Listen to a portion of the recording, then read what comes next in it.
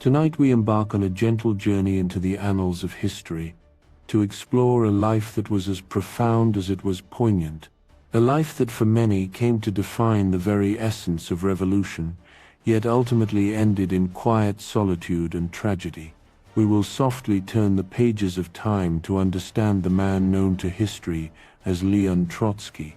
To some he was a beacon of brilliant vision, a true intellectual heir to the revolutionary spirit.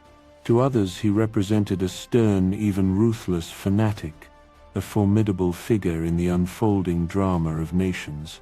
This evening, as the world outside grows still and shadows lengthen, we will trace the arc of his existence, from the unassuming quiet of a Ukrainian farm to the tumultuous heights of power, and finally to the hushed solitude of exile in a distant land. His story is one of paradoxes, of immense creation and profound loss, a narrative woven with threads of unwavering belief and the bitter sting of betrayal. Picture for a moment, if you will, a figure of extraordinary will, who from the barest threads of panicked conscripts forged an army so formidable it defied and defeated 14 foreign powers. At the remarkably young age of 38, he stood as the second most influential man in a nation newly born, a close confidant to the revolution's guiding star. Yet, by the time he reached his 50th year, he was a man in hurried flight across vast continents, his beloved children either tragically lost or gravely ill, his loyal supporters quietly vanishing into the silent, unforgiving expanse of distant labor camps.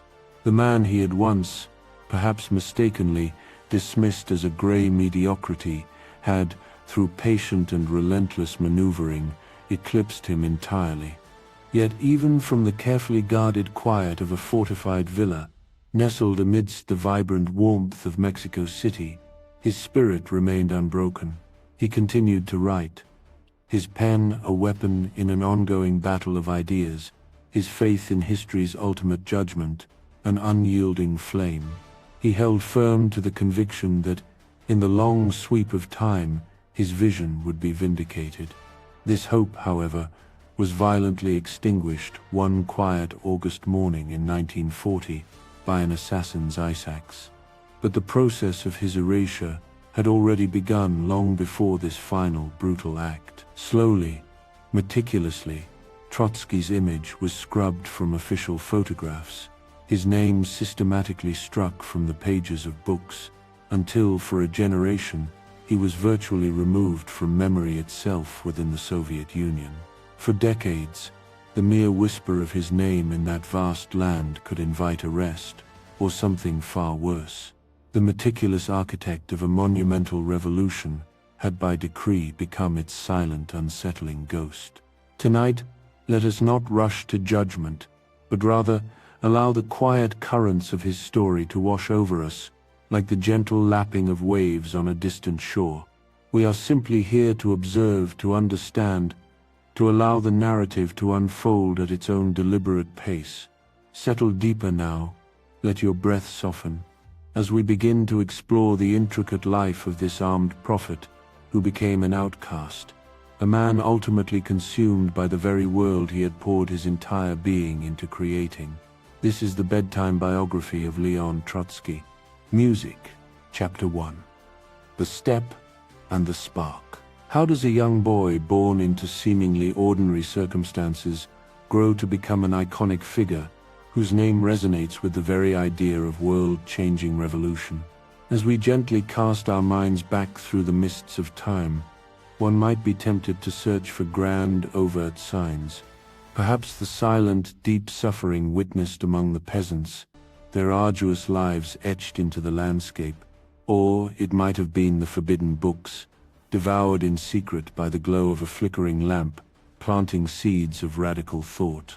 One could also imagine the subtle, yet persistent sting of being an outsider, a young Jewish boy in the vast, often rigid society of Tsarist Russia. Yet the truth, as it so often is, proves to be both simpler in its inception and stranger in its ultimate unfolding. The boy who would eventually be known to the world as Leon Trotsky, first drew breath as Lev David Bronstein. His journey commenced on a quiet autumn day, the 26th of October, in the year 1879. The setting was a humble farm, known by the name Yanovka, nestled within the immense sweeping expanse of the southern Ukrainian steppe. Picture this landscape in your mind's eye, vast, open, stretching to the distant horizon, under an enormous sky. A place where the wind carries whispers across endless fields, and the rhythms of agricultural life dictate the passage of days and seasons. His father, David Leonti, was a man of the earth, sturdy and practical. He bore the mark of a life lived through labor, unable to decipher the written word. Yet his mind was a marvel of practicality and swift calculation. He could mentally compute the fluctuating prices of grain with a speed and accuracy that far outstripped most men wrestling with pen and paper. David Leonti was a self-made man, having carved his own path away from the communal Jewish agricultural colonies to establish his own independent estate. His life was a testament to relentless toil, driving himself and his laborers through 16-hour days, his thoughts singularly focused on the ceaseless demands of work and the careful accumulation of savings. There was little room for anything else in this world of determined effort. His mother, Anna, hailed from a different kind of world, a contrasting background that brought a quiet counterpoint to the farm's practicalities. She was urban in her sensibilities, possessing an education and finding solace and escape in the delicate narratives of Russian novels, which she would read by the soft, dancing light of a candle long into the night. Her presence on the farm was a gentle bridge between worlds. She steadfastly upheld the old religious customs and traditions, while her husband, ever the pragmatist, quietly set them aside, absorbed in the material world. Young Lev grew up immersed in the subtle tension and quiet contrast between these two distinct worlds, observing with a keen, almost preternatural intensity. He watched his father, a man of quiet strength, engage in negotiations with the remnants of the decaying Polish gentry, from whom he leased their often mortgaged lands. He witnessed the cyclical rhythms of the seasonal strikes, when half-starved laborers, driven by the gnawing pangs of hunger, would haltingly demand better, fairer wages for their back-breaking work.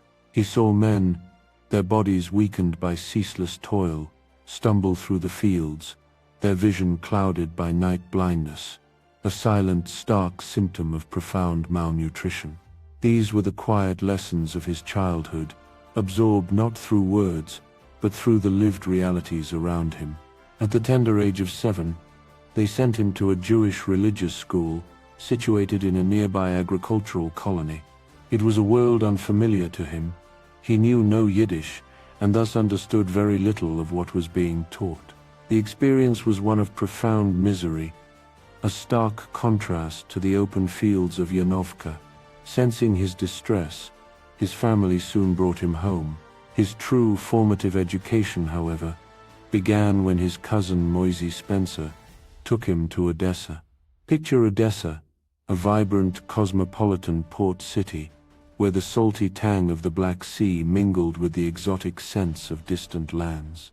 Ships arrived laden with goods and stories from places as far-flung as Constantinople and London, and the very air seemed to shimmer with an almost palpable sense of possibility and future. The Spencer home in Odessa was a world away from the quiet agricultural rhythms of Yanovka. It was a crucible of ideas, a vibrant hub of intellectual ferment. Journalists, their voices animated with fervent debate, would gather over steaming cups of tea, their discussions filling the air with intellectual energy. Manuscripts, often still damp with ink, lay scattered across every available surface, testament to a house brimming with words and thought. The rich, fresh scent of printer's ink hung in the rooms, a peculiar, evocative perfume. Here the boy from the quiet countryside, a sharp mind eager to absorb, discovered the lyrical verses of Pushkin, allowing himself to be quietly moved by their beauty. He shed silent tears over the poignant narrative of Oliver Twist, his young heart responding to the suffering depicted, and with a thrilling sense of transgression, he secretly delved into the forbidden plays of Tolstoy, whose ideas were considered dangerously subversive by the authorities. He was in these moments being gently polished, subtly transformed and quietly prepared for something grander, a destiny that neither he nor his kind hosts could yet quite name.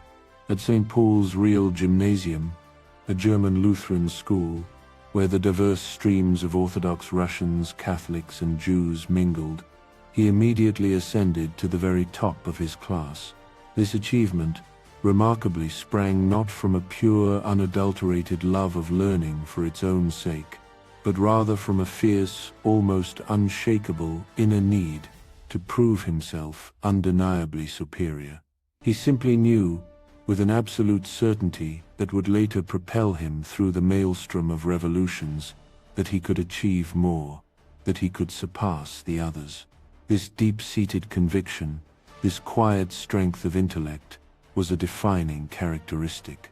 Throughout all these early years, the tumultuous currents of politics seemed to hold little sway over him. The organized revolutionary movement had largely been driven underground, forced into the shadows after the tragic assassination of the Tsar in 1881. The gentle, mild liberalism espoused by the Spencer family, though well-intentioned, was simply too timid, too lacking in fierce conviction, to ignite a lasting fire in the heart of a boy who, even then, instinctively dealt only in the stark clarity of extremes. When, at the age of 17, he departed for Nikolaev to complete his education, he was already a young man of remarkable brilliance, possessed of an undeniable arrogance, and quietly dreaming of the pure, ordered elegance of advanced mathematics. Young Bronstein, at this stage, harbored a singular desire to be unequivocally right, to triumph in every single argument, to assert his superiority through the sheer unyielding force of his intellect. The grand sweeping drama of revolution, he would later discover, would simply become the ultimate argument, the most profound and final proof. But that momentous transformation, that deep and irreversible shift, still lay gently ahead, waiting for him in a provincial town. A town where, in an unassuming cottage, a Czech gardener quietly ran a discussion circle that the local police considered to be the most dangerous address in all of southern Russia. The stage was being subtly set, the quiet prelude to a life that would reverberate through the ages. Chapter 2. In search of an ideal, in the tranquil year of 1896, the 17-year-old Bronstein arrived in Nikolaev, a provincial town whose quiet rhythm was primarily punctuated by the weekly bustle of the cattle market. It was a place far removed from the intellectual vibrancy of Odessa, a setting that at first glance seemed unlikely to be a crucible of revolutionary thought. He found lodging with a family whose sons, in the quiet corners of their lives, dabbled in the emerging, often dangerous, ideas of socialism. Initially, with all the characteristic, confident smugness of youth defending a familiar status quo, he vehemently argued against them. To his young, sharp mind, socialism appeared as nothing more than utopian nonsense, a fanciful dream divorced from the immutable realities of human nature. He asserted with unwavering conviction that human nature was fixed, unyielding, and that the poor, a seemingly eternal fixture of society, would always remain so. He deployed these arguments with the precision and flair of a prize fighter, showcasing his intellectual agility and footwork. Yet, unbeknownst to him, a subtle, profound shift was already beginning to stir deep within his being. The socialist arguments, initially dismissed with such confident disdain, possessed an insistent internal logic that, despite his best efforts, he found he couldn't quite banish from his thoughts. They would return to him in the quiet hours of the night, circling, prompting further consideration. Then, one day, without any prior warning, His carefully constructed intellectual defenses seemed to crumble entirely, falling away like autumn leaves.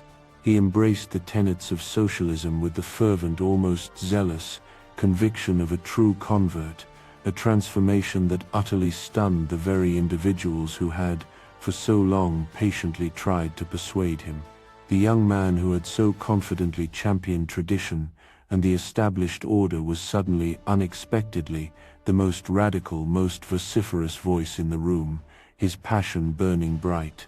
It was during this period of intellectual awakening that he discovered a discussion circle, quietly run by a Czech gardener named Franz Figovsky.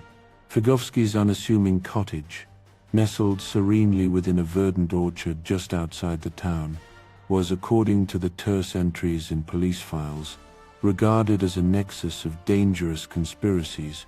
In its quiet reality, however, it was a far gentler scene, a gathering of 6 or 7 earnest young people, sipping tea, their voices low, absorbed in passionate arguments about the shape and potential of the future. Here, in this unassuming setting, he encountered Alexandra Sokolovskaya, a young woman whose quiet certainty and unwavering Marxist convictions seemed to infuriate him with a peculiar intensity. She was, in his eyes, rigidly Marxist, and he, with characteristic immediacy, positioned himself in direct opposition to her. At this stage, the Narodnik tradition, with its romanticized faith in the inherent revolutionary potential of the peasantry and its emphasis on heroic, transformative individuals, appealed deeply to his inherently theatrical and dramatic nature. Marxism, in stark contrast, struck him as dry, almost mechanical, seemingly reducing the vibrant, complex tapestry of human experience and history to a mere interplay of cold, impersonal economic forces. Night after night, across a simple wooden table, they engaged in intense intellectual combat. She, with calm, logical precision, challenged how any truly rational person could base their convictions on what she perceived as vague, idealistic, and ultimately unsubstantiated emotions. He, in turn, with biting wit and theatrical flair, openly mocked her for what he saw as her slavish adherence to a narrow, impractical, and alien doctrine, one that, in his view, stripped humans of their essence, reducing them to mere economic units.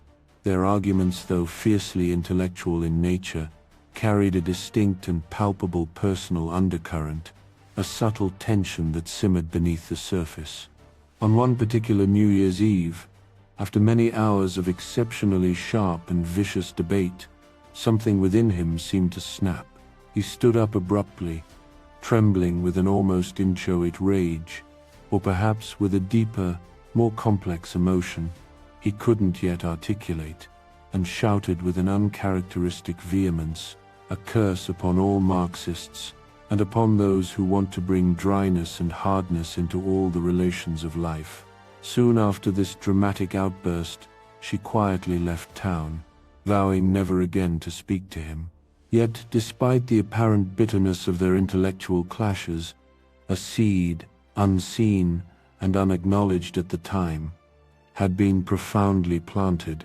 Within a mere few months, the young Bronstein found himself secretly delving into the dense, challenging pages of Marx. And there, amidst those intricate arguments and profound analyses, he discovered something that resonated deeply, something that provided answers to questions he hadn't even consciously realized he was asking. The dryness he had once railed against now offered a refreshing clarity, a framework for understanding the turbulent world around him. By 1897, his commitment fully cemented, he and his newly formed circle of friends had co-founded the South Russian Workers' Union. Under the carefully chosen pseudonym Lav, he quickly became the very soul of this nascent organization. He spent countless hours meticulously writing leaflets, their revolutionary message slowly impressed onto pages using a primitive mimeograph machine, the faint chemical scent of the ink filling the small, clandestine rooms. He tirelessly organized secret meetings in the cramped, unassuming apartments of workers, often by the dim light of a single lamp. And with a quiet dedication, he taught literacy, patiently guiding new readers through the alphabet, while simultaneously imparting the potent, transformative ideas of revolution. The Union, through these persistent efforts, steadily grew, eventually reaching an impressive 200 members, a testament to his organizing prowess and the resonant power of the ideas he championed. But as is often the fate of such clandestine endeavors in repressive states, the watchful eyes of the police eventually swept in. On January 18, 1898, the inevitable occurred: mass arrests. Bronston, now firmly embracing his revolutionary identity, spent agonizing months in solitary confinement within Kherson prison.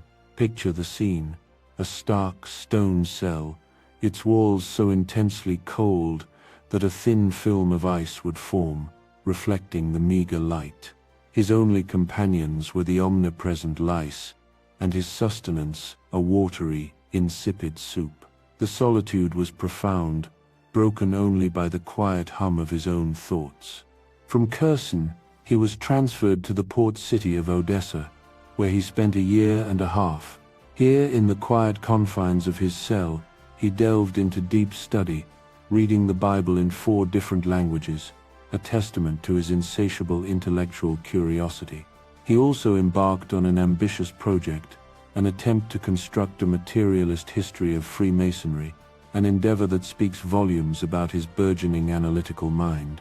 In the year 1900, his long, arduous journey through the Tsarist penal system continued, as he was moved to Moscow's vast transfer prison, and it was there, amidst the echoing silence between cells, in a quiet, solemn ceremony, that he married Alexandra Sokolovskaya, the very woman he had once, in a passionate outburst, cursed for her intellectual dryness.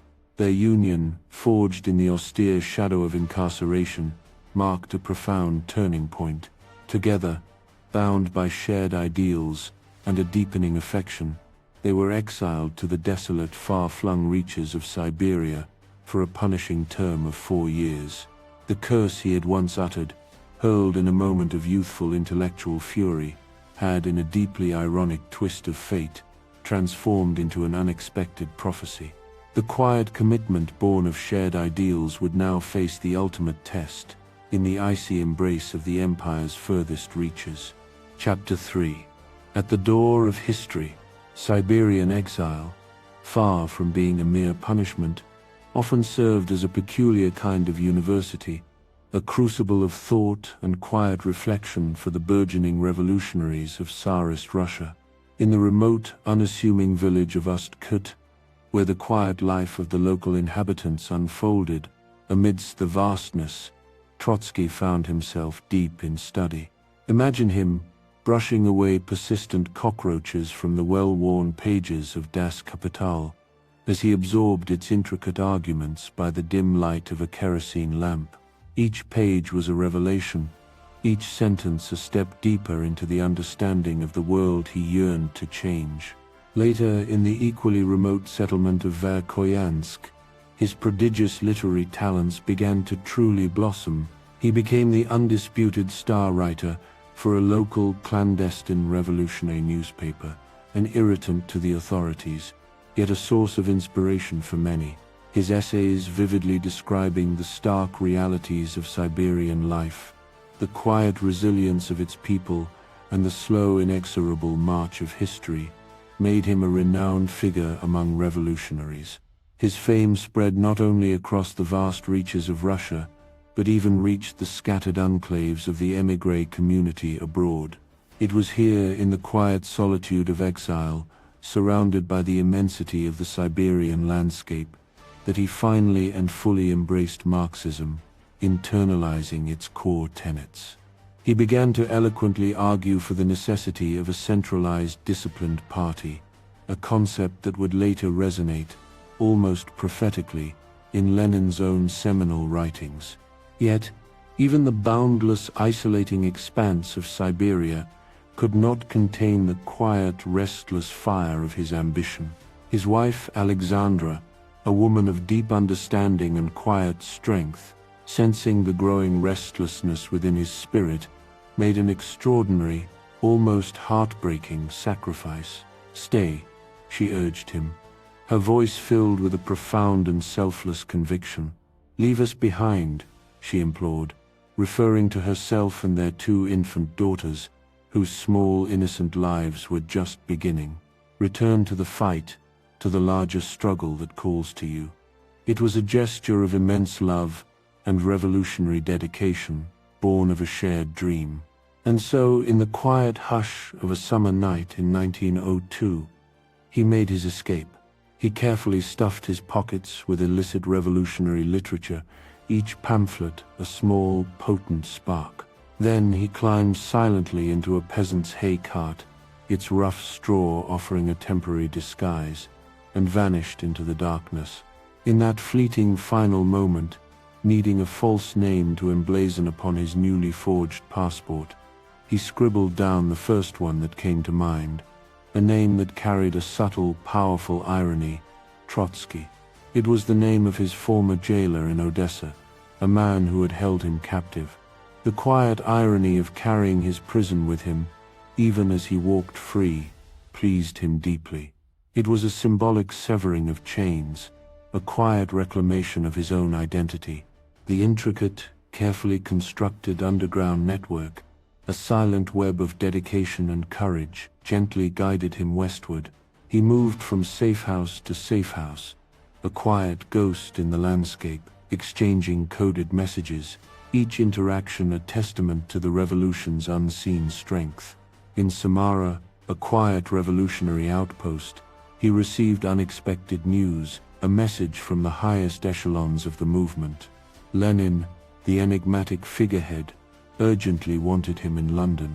The old Iskra group, comprising the revered figures of Plekhanov, Suzelich, and Axelrod, alongside the younger, more assertive Lenin and Martov, were quietly building something new, something profoundly significant. They were in need of sharp minds, eloquent writers, skilled organizers, individuals who possessed both the capacity to think deeply and to act decisively. They needed him. One quiet October morning, having traveled across vast distances, he found himself standing outside a modest London flat. With a mixture of anticipation and determination, he knocked loudly on what he would later describe as the door of history.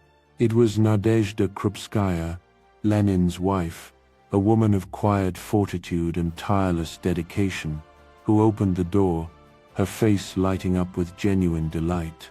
"The pen has arrived," she announced, her voice carrying a note of quiet triumph, signaling the arrival of a much-anticipated talent. Lenin, still in bed, immediately desired to talk. For hours, in the hushed intimacy of the room, they delved into intense discussion. The turbulent state of Russia, the urgent. For the moment, however, these undercurrents of future conflict remained largely unseen, relegated to the quiet corners of diplomatic maneuvering. Trotsky, driven by an inexhaustible energy, worked 18-hour days. He wrote prolifically, his pen flying across pages, articulating complex ideas with remarkable clarity. He spoke passionately, his voice resonating with conviction, and traveled tirelessly between the scattered exile colonies across the breadth of Europe. He delivered stirring lectures in the bustling cafes of Paris, the quiet halls of Brussels, the industrial centers of Liège, anywhere that groups of Russian émigrés gathered, united by their shared dreams of revolution. With each thundering speech, each eloquently crafted essay, his reputation grew exponentially. At the remarkably young age of 23, he was already being hailed as the young eagle of the revolution, a testament to his soaring intellect and magnetic presence. He could not have known, of course, that within a mere year, at the pivotal Second Party Congress, the fragile unity of the movement would tragically tear itself apart. He could not have foreseen that Lenin and Martov once as close as brothers in their shared cause, would become bitter, mortal enemies. Nor could he have predicted that he himself would spend the next 14 long years locked in fervent opposition to the very man who had so warmly welcomed him to the quiet intellectual salons of London. For now, there was only the all-consuming work, the profound gravity of the cause, and the absolute, unshakable certainty that history, with its quiet, unstoppable momentum, was accelerating irrevocably toward its momentous appointment with revolution. The quiet prelude was drawing to a close, and the tumultuous drama was about to begin. Chapter 4. The Schism of 1903, the Second Congress of Russian Social Democrats, a gathering intended to forge unity, ironically began in the bustling yet often hushed city of Brussels in July 1903. However, as the Belgian police grew increasingly nervous about the nature of the deliberations, the delegates quietly moved their proceedings to London, a city steeped in a different kind of history. This Congress, meant to knit together the disparate threads of the movement, instead irrevocably shattered it, creating fissures that would deepen over decades. Trotsky arrived in Brussels representing the Siberian Union, carrying with him the expectation that the Iskra Group, the intellectual vanguard, would present a united front, acting as a cohesive force. In the early debates, his sharp intellect and fiery eloquence positioned him as Lenin's formidable attack dog. He savaged the Jewish Bund for their desire for autonomy, arguing with fierce conviction against any fragmentation of the nascent party. He systematically demolished the arguments of the economists, dismissing their timid reformism as utterly insufficient for the monumental task at hand. In a phrase that would, with a profound irony, return to haunt him in later years, he argued forcefully that the party statutes should explicitly reflect the leadership's organized distrust of the members, advocating for a highly centralized and disciplined structure. Yet, the true, decisive battle, the one that would irrevocably alter the course of the revolution, was unfolding quietly backstage, away from the heated rhetoric of the open debates. Lenin, ever the pragmatist and strategist, sought to streamline Iskra's editorial board, reducing its unwieldy size from 6 members to a more manageable, and in his view, more efficient 3, himself, Martov, and Plekhanov. This seemingly administrative decision carried immense weight, for it meant the quiet removal of the beloved veterans, Vera Zasulik and Pavel Axelrod, venerable pioneers, whom Lenin, with a ruthless efficiency, now considered dead weight, obstacles to the party's forward momentum.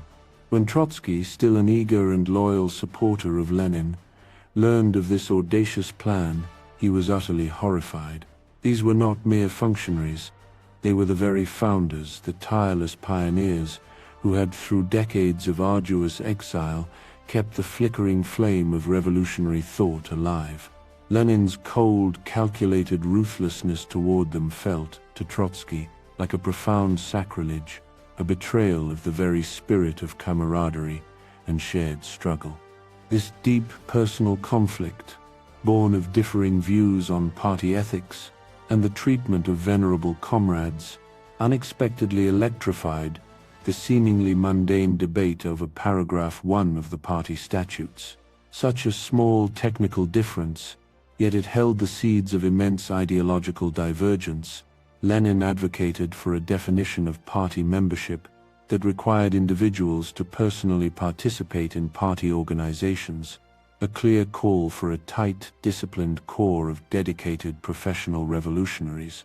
Martov, in contrast, preferred a broader, more inclusive formulation, regular cooperation under party guidance, a phrase that would open the door to a wider circle of sympathizers and a more fluid, less centralized form of support. What on the surface appeared to be a mere hair-splitting over semantics, rapidly transformed into a vast, unbridgeable chasm. Trotsky, his initial loyalty to Lenin, now overshadowed by his horror at the treatment of the old guard, threw himself passionately behind Martov's position. He charged, with a furious intensity, that Lenin was not, in fact, building a true workers' party, but rather a carefully constructed conspiracy of intellectuals, individuals who sought to think for the workers instead of letting workers think for themselves. The hall, already charged with tension, erupted. Delegates shouted, their voices echoing through the room, pounded their fists on tables, and hurled accusations, their faces flushed with emotion. Old friends, once united by a common cause, became instant bitter enemies, their bonds irrevocably sundered in the heat of ideological battle. Martov's formula, surprisingly, won by a slim margin, a momentary triumph that seemed to validate the broader, more inclusive vision. Then, with an abruptness that caught many off guard, everything shifted. The Bundists, aggrieved by the rejection of their demands for autonomy, quietly walked out of the Congress, their departure a symbolic act of defiance. The economists, their reformist proposals dismissed, also left in protest. Suddenly, and unexpectedly, Lenin found himself with a numerical majority. His faction, now enjoying this numerical advantage, became known as the Bolsheviki, literally, the majority ones. Martov's faction, now reduced in numbers, became the Mensheviki, the minority. These names, born of a fleeting parliamentary accident, would stick, defining two distinct currents of revolutionary thought, even when the numerical balance between them reversed in later years. The Congress concluded in a state of profound chaos and deep heartbreak. Martov, who had endured shared Siberian exile with Lenin, who had stood beside him in the foundational moments of Iskra, now looked at his old friend as if seeing a stranger, a man transformed by a ruthless political ambition he could not comprehend. Trotsky, ever the dramatist, was even more vehement in his denunciations. Lenin, he declared, was the new Robespierre, a figure consumed by a dictatorial impulse, seeking to impose an iron fist on the party. He warned with a chilling prescience that Lenin desired to create a state of siege within the party, with himself positioned as its undisputed dictator. For the next 14 long, arduous years, Trotsky would wage a relentless intellectual war against Lenin and what he perceived as the authoritarian tendencies of Bolshevism. He would write powerful, impassioned pamphlets, carefully articulated warnings that Lenin's methods, if unchecked, would inevitably lead to a situation where the party substitutes itself for the working class, the party organization substitutes itself for the party, the Central Committee substitutes itself for the organization, and finally, a single dictator substitutes himself for the Central Committee. This prophecy, uttered in the heat of early ideological combat, was uncannily accurate, a chillingly precise description not of Lenin's immediate future, but of Stalin's terrifying ascent. Yet, history, with its profound and often cruel ironies, had a different path in store. In the momentous year of 1917, the very year the revolution finally ripened, Trotsky would, despite his long-standing criticisms, join the Bolsheviks. He would stand proudly and effectively at Lenin's side during the triumphant October Revolution. The sharpest critics, it seems, sometimes become the truest, most ardent believers once they achieve a profound understanding of what they are truly fighting for, and perhaps more importantly, what they are truly fighting against. The seeds of a complex, evolving relationship had been sown, waiting for the fertile ground of revolution to bring forth its unexpected harvest. Chapter 5. 1905. The Dress Rehearsal.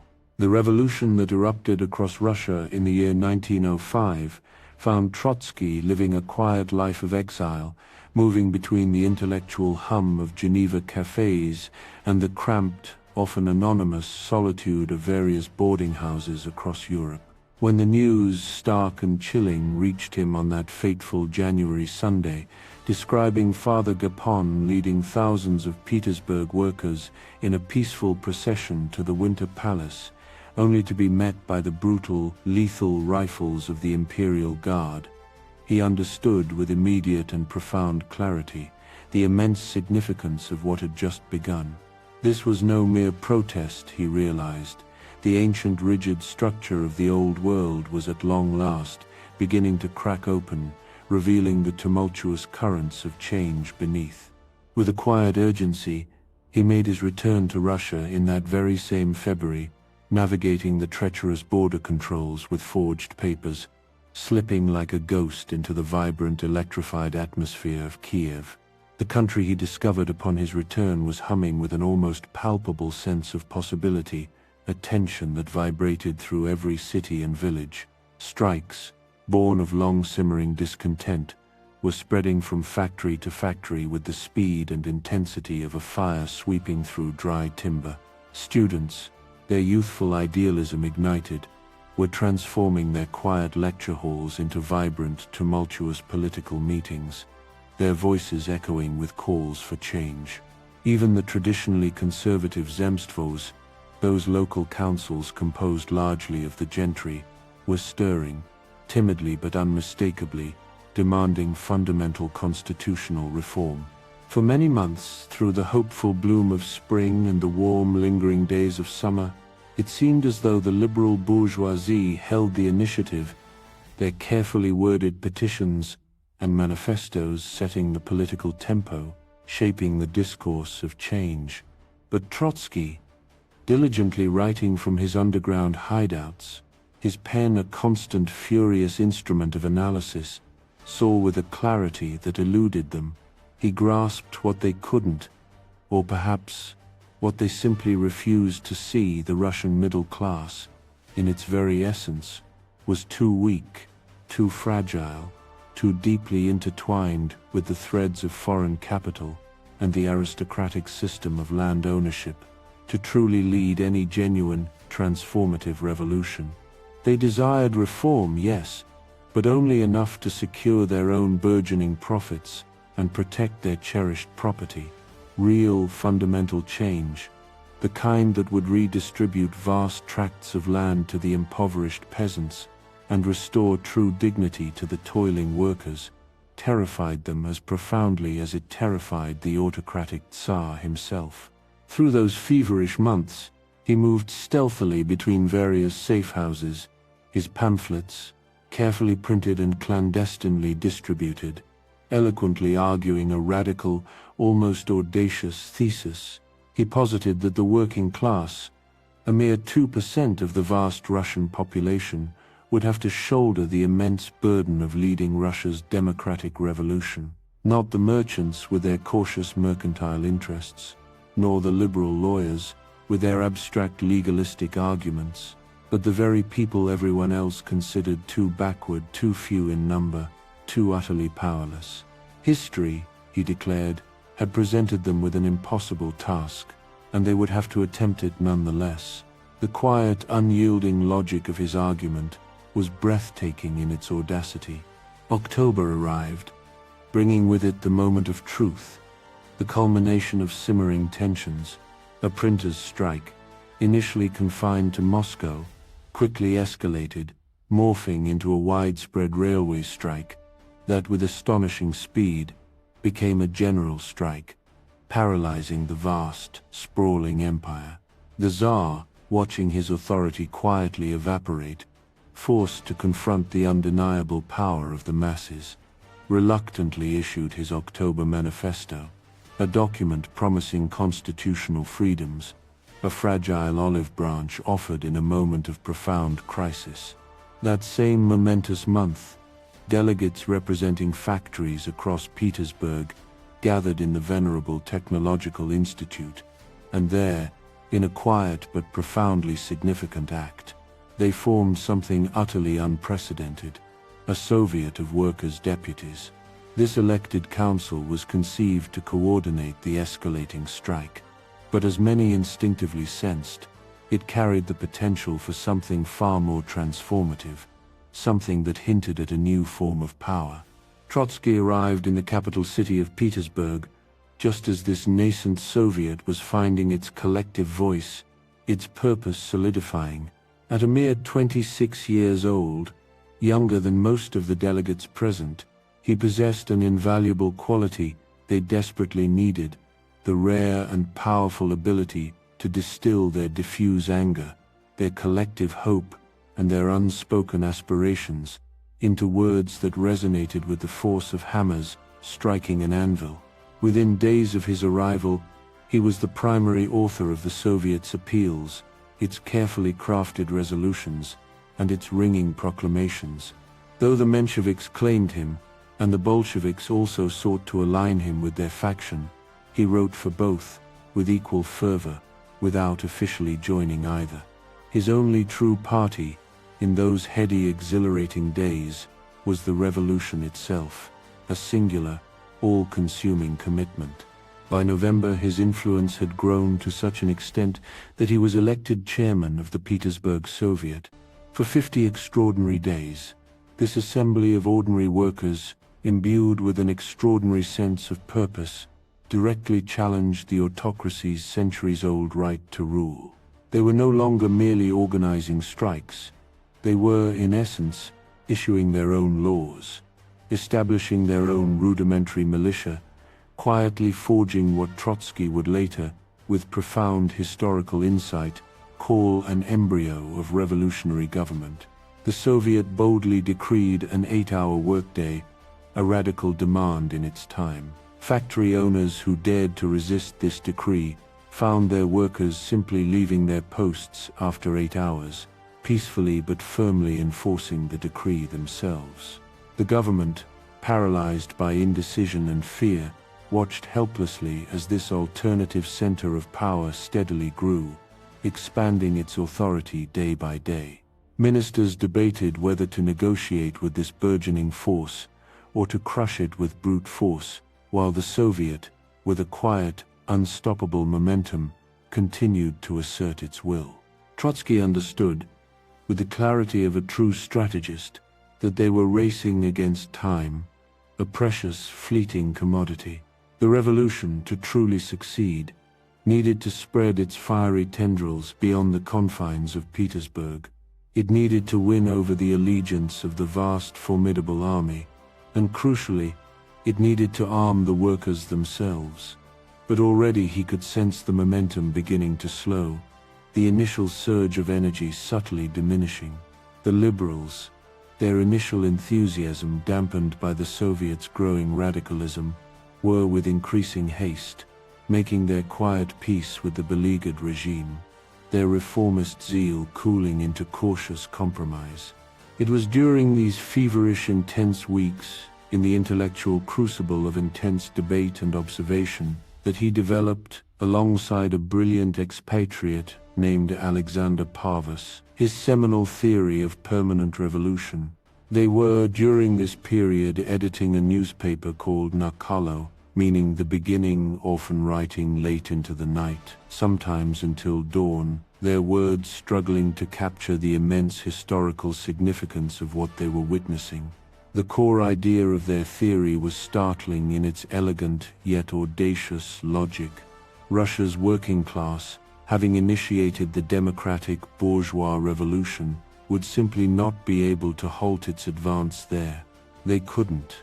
Once they had seized power, they would be compelled by the sheer force of their own deep-seated needs, their hunger for bread, their yearning for land, their profound desire for dignity, to immediately commence the process of socialist transformation. But, and this was the critical insight, backward Russia, alone, could not possibly sustain such a monumental transformation. A socialist revolution, ignited in a country still steeped in archaic forms of social and economic organization, would desperately need the advanced industrialized countries of Europe to follow suit, to ignite their own revolutionary fires.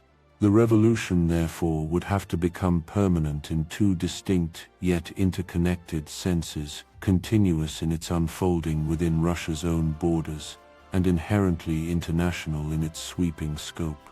It was a gamble of breathtaking scale, an audacious wager on the grandest currents of history. December, with its cold embrace, brought the inevitable end to this brief, exhilarating period of dual power. The government, having slowly recovered its nerve and reasserted its authority, swiftly moved to arrest the entire leadership of the Soviet. 300 delegates, the very embodiment of the workers' power, were seized in a single day, their voices silenced, their hopes temporarily dashed. At his subsequent trial the following year, Trotsky, ever the orator, deftly transformed the courtroom into his personal platform, a stage for his defiant words. His speech, later published in clandestine, underground editions that circulated like wildfire across the vast empire, was both a powerful prophecy and an unwavering promise. The revolution, he conceded, had indeed been defeated. Yes, but this was merely the first act, a dramatic dress rehearsal. The true, earth-shaking drama, he declared with resolute conviction, was still to come, waiting in the wings of history. Sentenced once again to lifelong Siberian exile, a fate he had already intimately known, he managed, with remarkable ingenuity and sheer force of will, to escape once more. This time his journey involved a thrilling, improbable escape by reindeer sleigh, gliding silently across the vast frozen expanse of the Arctic wilderness. Disguised as a wealthy merchant, seemingly immersed in the scholarly pursuit of folklore, he vanished from the clutches of the Tsarist authorities. The 1905 revolution, in its immediate aftermath, had failed to achieve its ultimate goals. Yet, it had revealed something profoundly crucial, something that would resonate through the coming decades. For 50 extraordinary days, ordinary workers had, against all odds, quietly governed themselves. They had in essence created the institutional form, the Soviet, that would with a startling return, re-emerge 12 years later, destined to finish what they had so bravely started. The dress rehearsal was over, the curtain had fallen on the first act. The real world-shaking performance, however, would soon begin, forever altering the course of human history. Chapter 6: Permanent Revolution and the Doldrums. Following his audacious escape from Siberian exile in the early months of 1907, Trotsky, with the quiet determination that marked his character, sought refuge and a temporary home in Vienna. For 7 formative years, the elegant Austrian capital became his unlikely sanctuary, a period he later, with a touch of melancholy, characterized as the doldrums of reaction. Russia, after the initial burst of revolutionary fervor in 1905, had receded into a profound political darkness. The scattered remnants of the revolutionary movement were in disarray, their members imprisoned, driven into deeper clandestinity, or tragically dead. From the quiet solitude of his apartment, located surprisingly near the opulent Schönbrunn Palace, Trotsky tirelessly strove to maintain the fragile cohesion of what remained of the fragmented movement, often through sheer force of his own formidable will and the persuasive power of his pen. He occupied a unique, isolated position, standing apart from both the burgeoning Bolsheviks and the established Mensheviks. He remained steadfastly convinced that he, through his intellectual prowess and unifying vision, could ultimately reunite them, bridging the ideological chasms that separated them. His newspaper, a modest but potent publication he named Pravda, meaning the truth, was printed on cheap, often inferior paper. Each issue was then painstakingly smuggled into Russia, often hidden in specially constructed, double-bottomed suitcases, a quiet testament to the enduring revolutionary underground. Lenin, ever the pragmatist and strategist, largely dismissed these persistent unity efforts, with a characteristic, almost dismissive contempt. Trotsky, he declared, was merely a meddler, an unwelcome obstacle to the arduous yet essential task of patiently building a truly disciplined and effective revolutionary party. The feeling, it must be said, was entirely mutual. Trotsky in turn viewed Lenin as an inveterate splitter, a man who in his assessment seemed to prefer ruling over a small, tightly controlled sect, rather than fostering the broad, unifying embrace of a genuine mass movement. This mutual, albeit often subtle, antagonism would simmer for years, defining much of their complex relationship. But if these were years marked by political isolation and a frustrating lack of organizational command, they were also paradoxically years of tremendous, almost unparalleled, intellectual growth for Trotsky. It was during this period that he fully developed and refined his groundbreaking theory of permanent revolution, the audacious idea that had first crystallized in his mind amidst the revolutionary tumult of 1905. The core tenet was startling in its implications. Russia's working class, though a minority, would be compelled to lead the democratic revolution. Once in power, they would find themselves unable to stop at mere democratic measures. They would be inexorably forced, by the very logic of their position, to initiate a socialist transformation. However, he argued, backward Russia, with its underdeveloped economy and limited industrial base, could not possibly complete this monumental transformation in isolation. The revolution, to survive and flourish, would have to spread its fiery tendrils westward, igniting similar socialist transformations in the more advanced industrialized countries of Europe, or it would inevitably perish, suffocated by its own isolation. Vienna's famed Central Café, with its rich aroma of coffee and the quiet murmur of intellectual discourse, became his second home. Here, in this hallowed intellectual space, gathered the formidable Austro-Marxists, Victor Adler, Otto Bauer, Karl Renner, brilliant minds who meticulously crafted intricate treatises on the complex national question, even as the vast multi-ethnic empire they inhabited visibly crumbled around them. Trotsky deeply admired their erudition, their profound scholarship, yet he felt a quiet repulsion for what he perceived as their inherent pessimism, their tendency to intellectualize Marxism into an academic exercise, transforming the vibrant, urgent dream of revolution into a distant, unattainable ideal. He immersed himself with an almost insatiable hunger in the rich tapestry of European culture. He frequented the opera, allowing the grand narratives of music and drama to wash over him. He visited museums, quietly absorbing the masterpieces of European art, expanding his aesthetic sensibilities. He read voraciously, consuming everything from the intricate narratives of French novels to the dense arguments of German philosophy. This deep and prolonged exposure to the intellectual and cultural currents of Western Europe subtly, yet profound. By the momentous year of 1914, his reputation had spread widely across European socialism. He was recognized as a brilliant journalist, a formidable theorist of revolution, and a mesmerizing orator, a speaker who possessed the rare ability to move crowds to tears or to thunderous roars of approval.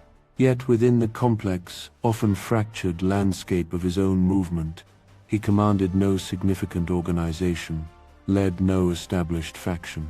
He was in essence a powerful voice without a party, a prophet utterly certain that the long winding currents of history would, in the fullness of time, eventually prove him unequivocally right. When the cataclysm of war suddenly exploded across Europe, that August scattering the comfortable, ordered world of Viennese cafes and socialist congresses like dust, he would discover, with a quiet, devastating realization, that merely being right was not enough. Revolution, in its raw and brutal reality, demanded more than brilliant theories, more than eloquent manifestos. It required what Lenin, with a quiet, unyielding patience, had been meticulously building for years, while Trotsky had penned his manifestos in the quiet intellectual salons of Vienna, an organized, disciplined force, ready to seize the moment, to grasp the reins of history when it inevitably came. The quiet interlude was over. The grand, terrible drama was about to unfold. Chapter 7.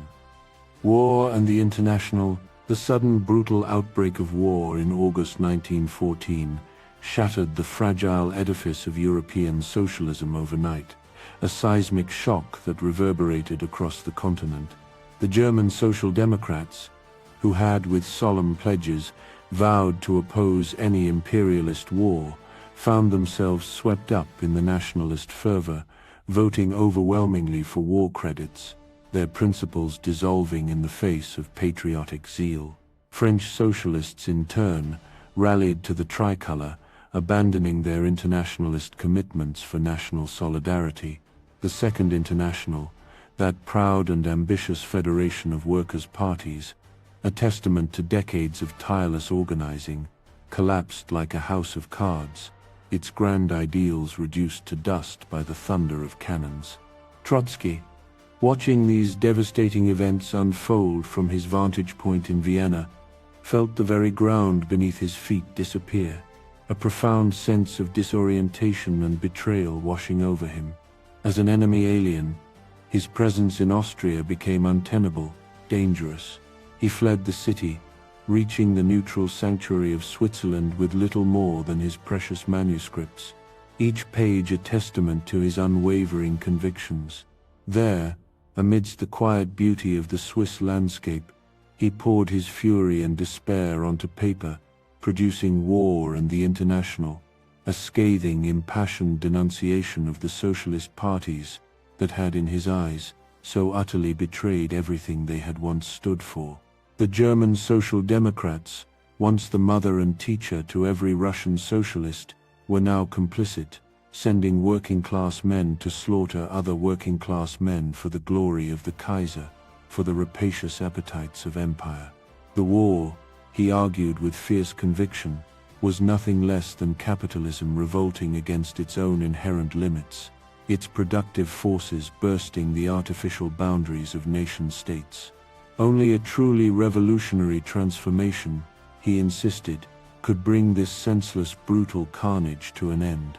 By late 1914, the currents of war and political necessity carried him to Paris. There, amidst the city's wartime anxieties, he reunited with Martov, his old adversary from the 1903 schism, now an unexpected ally in their shared, unwavering opposition to the global slaughter. Together they established Nash Slovo, meaning our word, a tiny daily newspaper, often no more than 4 pages on its best days. Yet, this modest publication became the eloquent, uncompromising voice of Russian internationalists, those principled few who steadfastly refused to choose sides in the escalating, dehumanizing conflict.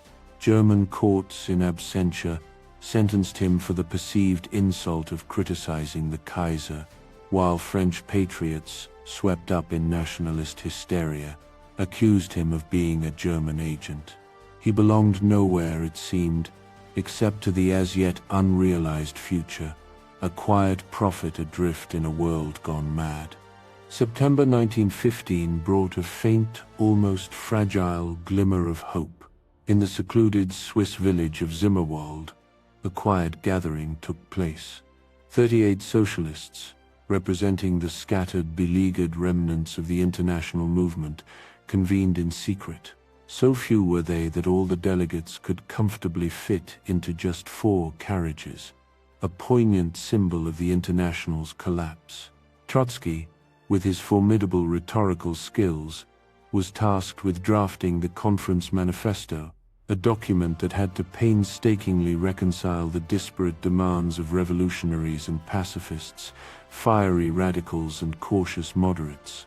Despite the necessary compromises, the manifesto, when finally released, resonated with a profound, defiant spirit. Proletarians across frontiers, across the bleeding battlefields, across the ruined cities and villages, Proletarians of all countries, unite.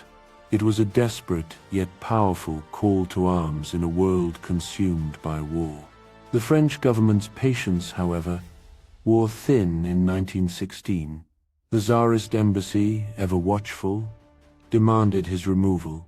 The French police, their directives clear, sought to silence him. They issued an ultimatum 24 hours to leave the country.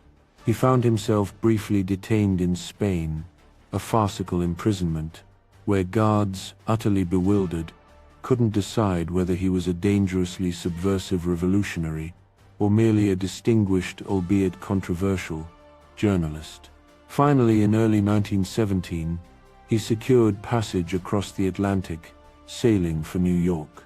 For a mere 10 weeks he resided in the bustling Bronx, navigating the city's vibrant energy, riding the subway to the cramped, ink-scented offices of Novi Mir, meaning New World, a Russian socialist paper.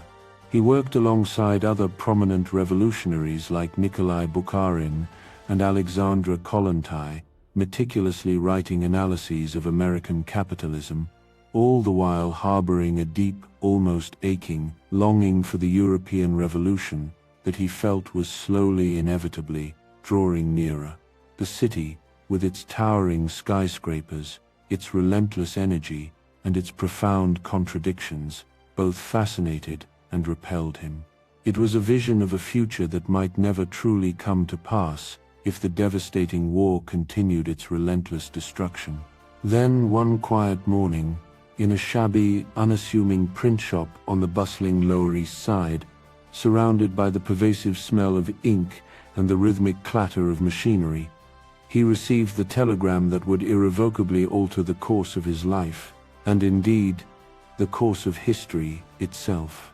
The message was succinct, yet earth-shattering: revolution in Petrograd. The Tsar has abdicated. Russia is free. The words were a clarion call, a culmination of decades of dreams and struggles. He immediately booked passage, his heart undoubtedly pounding with a mixture of elation and urgency. However, the British, ever vigilant, intercepted his ship at Halifax. For a month they held him in a prisoner of war camp, treating him as a dangerous agitator, a firebrand heading directly into the heart of a burgeoning revolution. But the nascent Petrograd Soviet, already asserting its authority, demanded his immediate release. Faced with such a powerful new force, they had no choice but to comply. The door of history, which had seemed to be slowly creaking open, had now, with a thunderous roar, swung wide open again, beckoning him back to the land he had left as an exile. The quiet waiting was over. The time for decisive action had arrived. Chapter 8. The Prophet Armed. Released from his unexpected Canadian detention, a consequence of the insistent demands emanating from the burgeoning Petrograd Soviet, Trotsky finally reached the turbulent shores of Russia on the 4th of May, 1917. The capital city, with its ancient streets and simmering political fervor, was in a profound state of schizophrenia, gripped by the unsettling phenomenon of dual power. On one hand, there was the provisional government, a fragile coalition attempting to assert its authority, issuing decrees that often went unheeded. On the other, the Petrograd Soviet of Workers' and Soldiers' Deputies, a powerful democratic council born of the revolutionary surge, held the true, undeniable strength.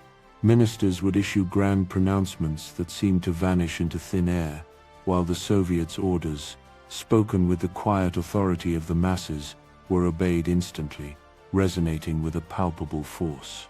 Russia, at this pivotal moment, effectively had two governments, and everyone from the lowliest worker to the highest official understood with stark clarity that only one could ultimately survive. Trotsky, with his characteristic immediate grasp of the political landscape, wasted no time in declaring that only the Soviets, those organic councils of the people, possessed the genuine legitimacy and capacity to lead the revolution forward to its ultimate conclusion. He swiftly assumed leadership of the Mezranancy, a small yet influential inter-district organization comprising several thousand revolutionaries who at that critical juncture occupied a nuanced position between the two dominant factions, the Bolsheviks and the Mensheviks. His chosen platform, his stage for galvanizing the masses, was the iconic Circus Modern, a massive cavernous amphitheater, where he spoke almost nightly, his voice resonating through the vast space to crowds that packed every seat and aisle, spilling into every available corner. Workers, their faces etched with the fatigue of long factory shifts, came straight from the din of their labor. Soldiers, their uniforms still bearing the dust of barracks and the memory of the front, arrived en masse, their faces hungry, their eyes eager for words that could illuminate the bewildering, rapidly changing world around them, words that gave meaning to their suffering and their nascent hopes. In July, a crucial turning point arrived. Trotsky formally joined the Bolsheviks, solidifying his alliance with Lenin, just as the provisional government, emboldened, launched a fierce crackdown following the failed July Days uprising. In a familiar pattern, they accused him, much like Lenin, of being a German agent, that eternal convenient charge leveled against revolutionaries who dared to oppose the ongoing devastating war. He spent 40 days confined within the formidable walls of Kresty prison, a period of enforced solitude where he dedicated himself to writing, deep thinking, and meticulous preparation, honing his arguments and strategies for the inevitable confrontations ahead. When General Kornilov, a staunch conservative, attempted his ill-fated coup in August, seeking to restore order through military force, the panicked provisional government found itself in a desperate, ironic predicament. It had to release the Bolsheviks from prison, those very revolutionaries it had sought to suppress, to defend the capital from the right-wing threat. The prisoners, in a stunning reversal of fortune, became the unexpected saviors. Released in early September, Trotsky was immediately elected president of the Petrograd Soviet, a powerful mandate that placed him directly at the helm of the burgeoning revolutionary movement. From that moment, his charismatic presence and powerful oratory made him the undeniable public face of the coming insurrection. While Lenin, for strategic reasons, remained in hiding, carefully orchestrating from the shadows, Trotsky was a constant visible force at the Smolny Institute, the nerve center of the revolution.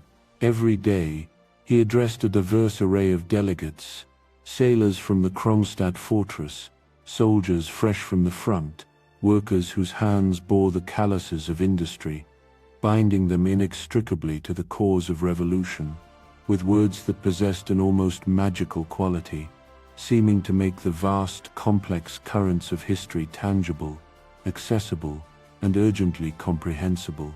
As the formidable head of the Military Revolutionary Committee, he meticulously planned the seizure of power, approaching the monumental task with an almost unparalleled care and strategic foresight. Intriguingly, he subtly yet firmly opposed Lenin's characteristic impatience. Lenin, ever the advocate of decisive action, desired the party to seize power immediately, in its own name, a swift, bold coup.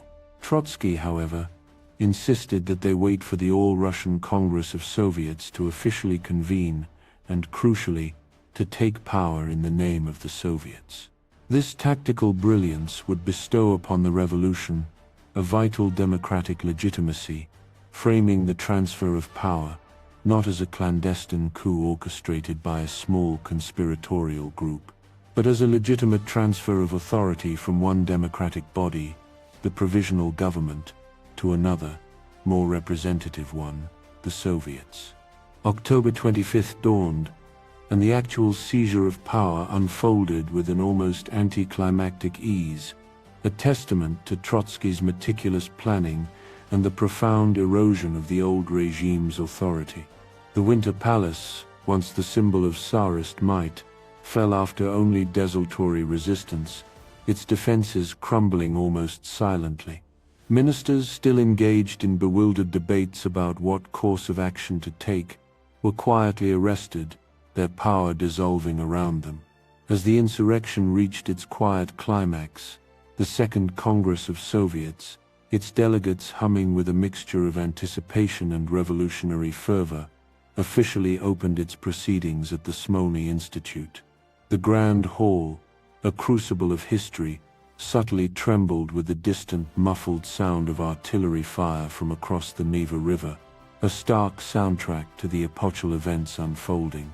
Mensheviks and social revolutionaries, clinging to a fading vision of democratic process, rose en masse to leave in protest, their voices raised in condemnation, declaring the Bolshevik action a crime against democracy. Trotsky, standing tall at the rostrum, his voice cutting through their protests with the precision of a finely honed blade, delivered a searing, unforgettable retort. "You are pitiful, isolated individuals," he declared, his words resonating with the weight of historical judgment. "You are bankrupt. Your role is played out. Go where you belong from now on, into the dustbin of history." The phrase "stark and unforgiving" would echo through the decades, a chilling testament to the ruthlessness of revolutionary change. They walked out into the cold Petersburg night and into irrelevance, while inside the Congress, with a thunderous vote, moved to transfer all power to the Soviets. At the age of 38, a man whose journey had begun on a quiet Ukrainian farm stood second only to Lenin in the new revolutionary order. The boy from Yanovka had transformed, through intellect and unyielding will, into the prophet armed, holding in those triumphant moments the very sword of the revolution. What none of them, caught in the intoxicating euphoria of that victorious night, could possibly have known, was how quickly their hard-won victory would transform into a desperate siege. How soon they would find themselves fighting not for the grand, sweeping vision of world revolution, but for the very survival of their fragile, newly born republic, in a struggle against overwhelming odds. The quiet storm of history was only just beginning to rage. Chapter 9. Arming the Republic. In the nascent Council of People's Commissars, formed in the immediate aftermath of the October Revolution, Trotsky initially assumed the portfolio of foreign affairs. His very first move, a brilliant stroke of theatricality and strategic transparency, was to publish the long-held Tsarist secret treaties. These documents, meticulously exposing how the Allied powers had, in the quiet machinations of diplomacy, secretly carved up the world into spheres of influence and territorial gains, even before the war's end, sent shockwaves through the diplomatic establishments of Europe. It was a defiant act, revealing the cynical underbelly of imperial ambitions. Yet, the grand pronouncements of foreign affairs, the intricate dance of international diplomacy, held little true significance when, within the borders of Russia itself, white armies, bristling with counter-revolutionary fervor, were steadily forming on every frontier, threatening the very existence of the new republic.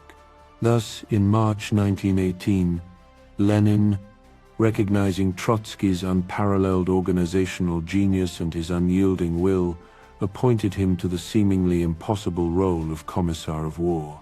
The assignment was monumental, almost Herculean in its scope, to build an entirely new army from virtually nothing, while the vast country, already exhausted by years of war, slowly collapsed into the brutal internecine conflict of civil war. The old Tsarist army, once a formidable force, had utterly dissolved.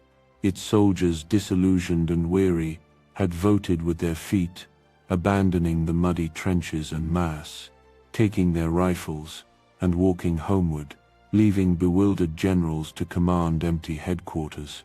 Within the revolutionary ranks, there was a fervent, widespread desire for decentralized partisan bands, imbued with revolutionary zeal, rather than the rigid hierarchical structures of regular military forces.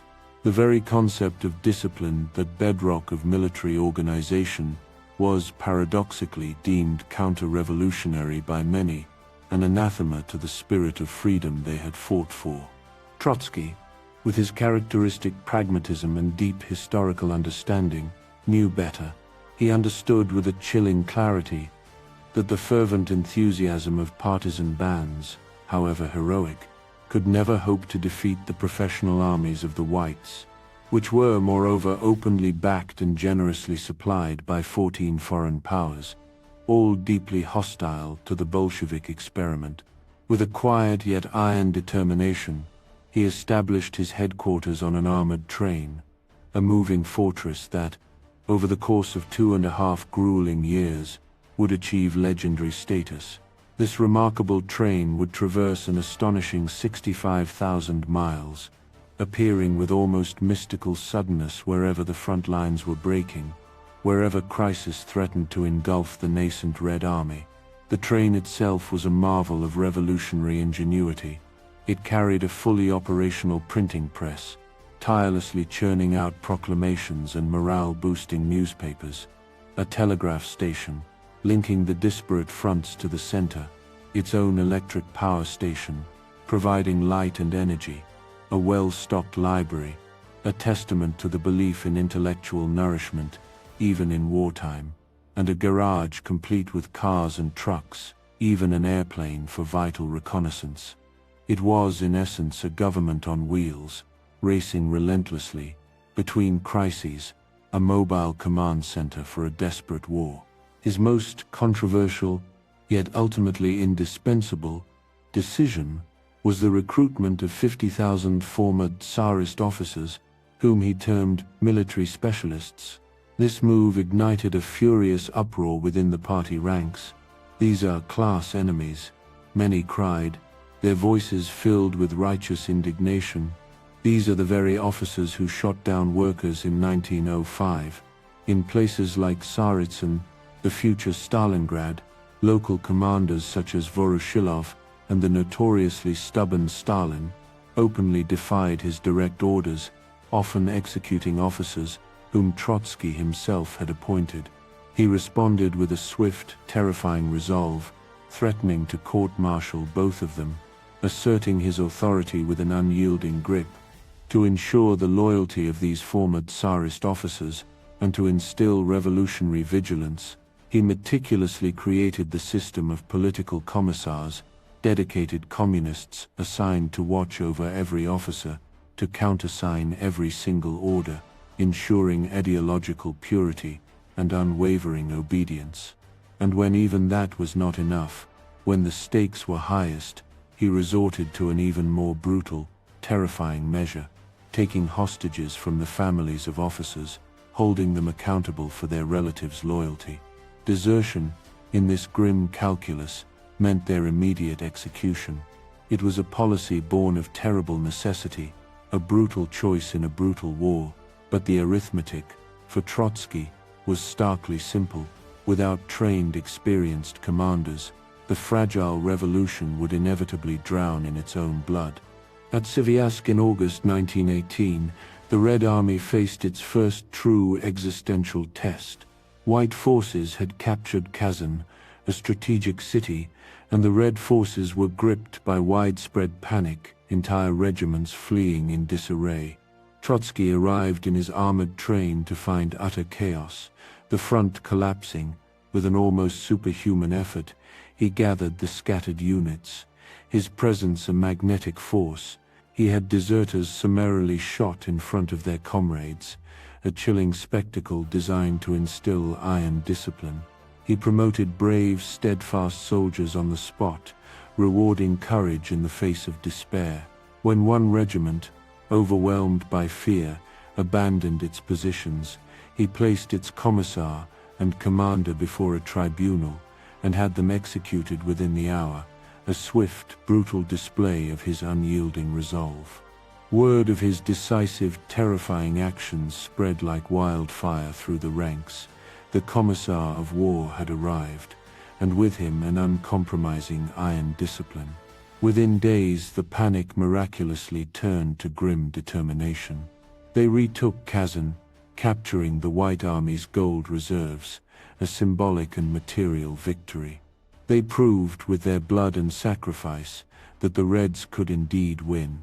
From virtually nothing, a shattered nation and a demoralized populace, he was forging an army of 3 million men and women, transforming raw, often bewildered, workers and peasants into hardened soldiers. This monumental transformation was achieved through a potent, often brutal mixture of fervent revolutionary conviction and the terrible existential necessity of a desperate war for survival. By 1920, his Red Army had achieved the impossible.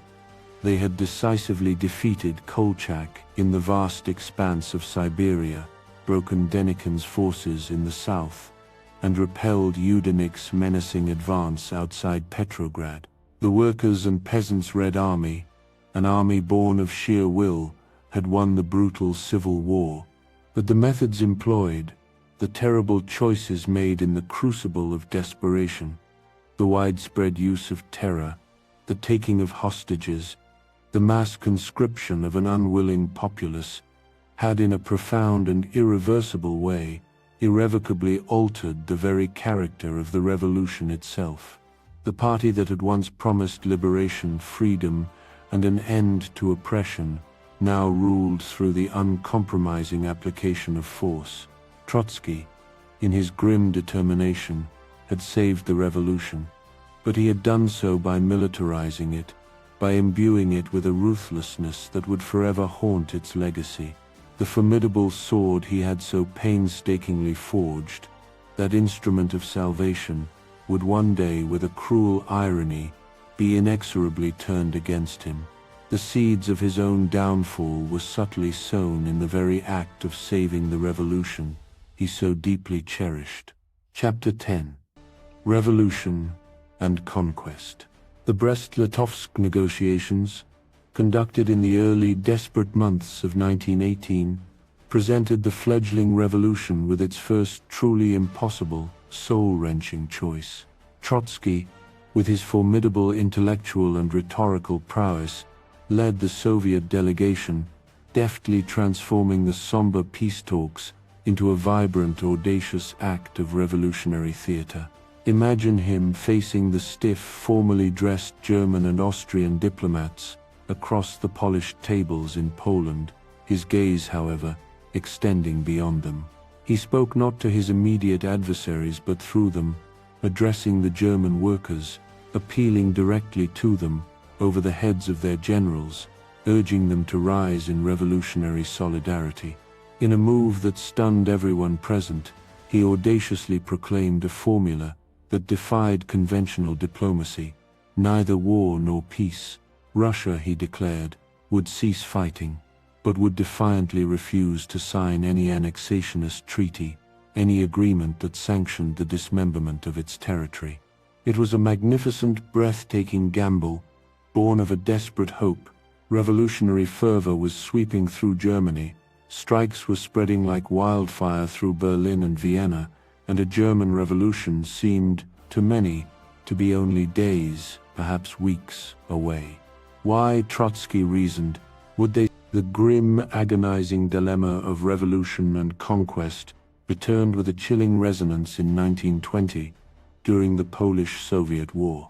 After successfully driving Joseph Piłsudski's invading armies from Ukraine, the Red Army, flushed with victory, found itself poised triumphantly at Poland's borders. Lenin and the majority of the Politburo, intoxicated by the prospect of exporting revolution, ardently desired to march on Warsaw, to spread the revolution on the points of their bayonets, to link up with the long-awaited German communists, to finally ignite the revolutionary fire westward, across Europe.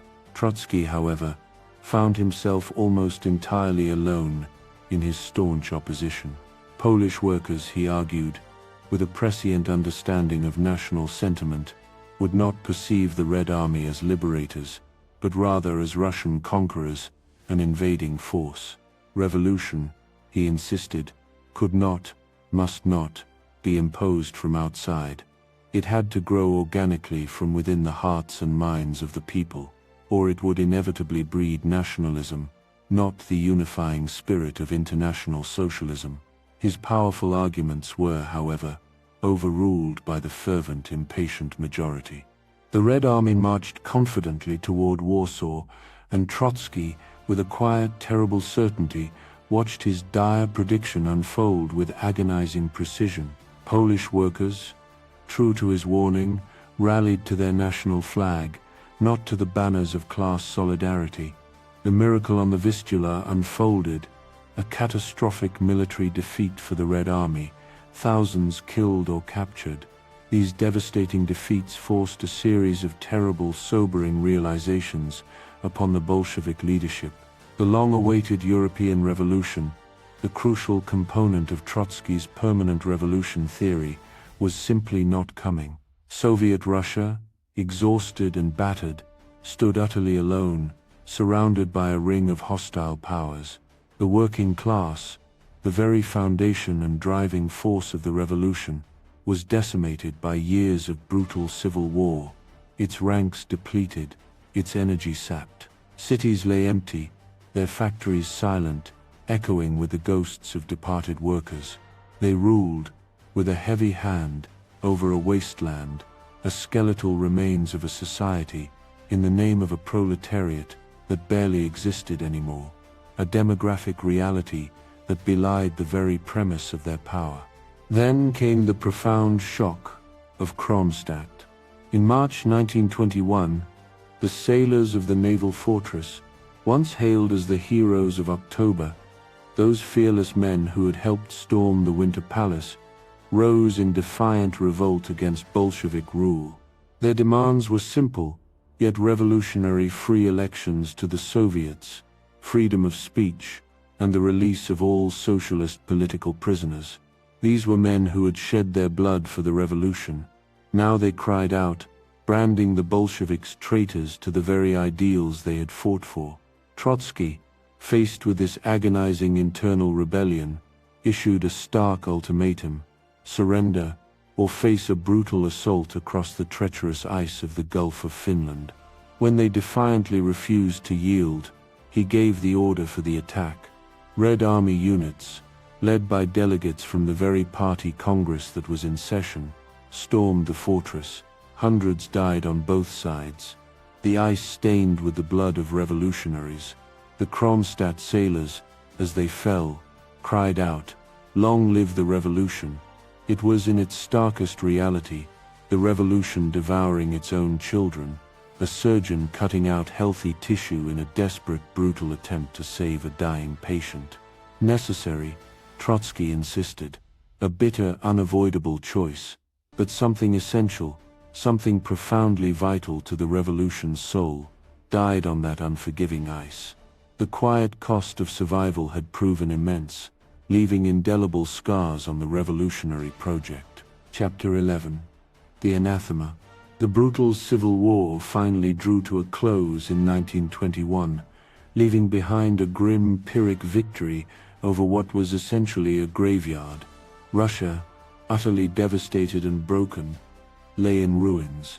The working class, the very proletariat that was supposedly at the helm of this new revolutionary state, had been decimated, its ranks shattered, starving, desperate. They had fled the silent, empty cities for the subsistence farming of the countryside, seeking only basic survival. Lenin, with a quiet, somber admission, acknowledged that the proletariat, the very engine of their revolution, had become declassed, dispersed, demoralized. The party that had once led a vibrant, living mass movement now found itself ruling, almost by default, over a nation gripped by profound exhaustion, its legitimacy draining away like blood from a grievous wound. This was the silent, profound crisis beneath all others, a foundational legitimacy bleeding out in the quiet corners of a war-torn land.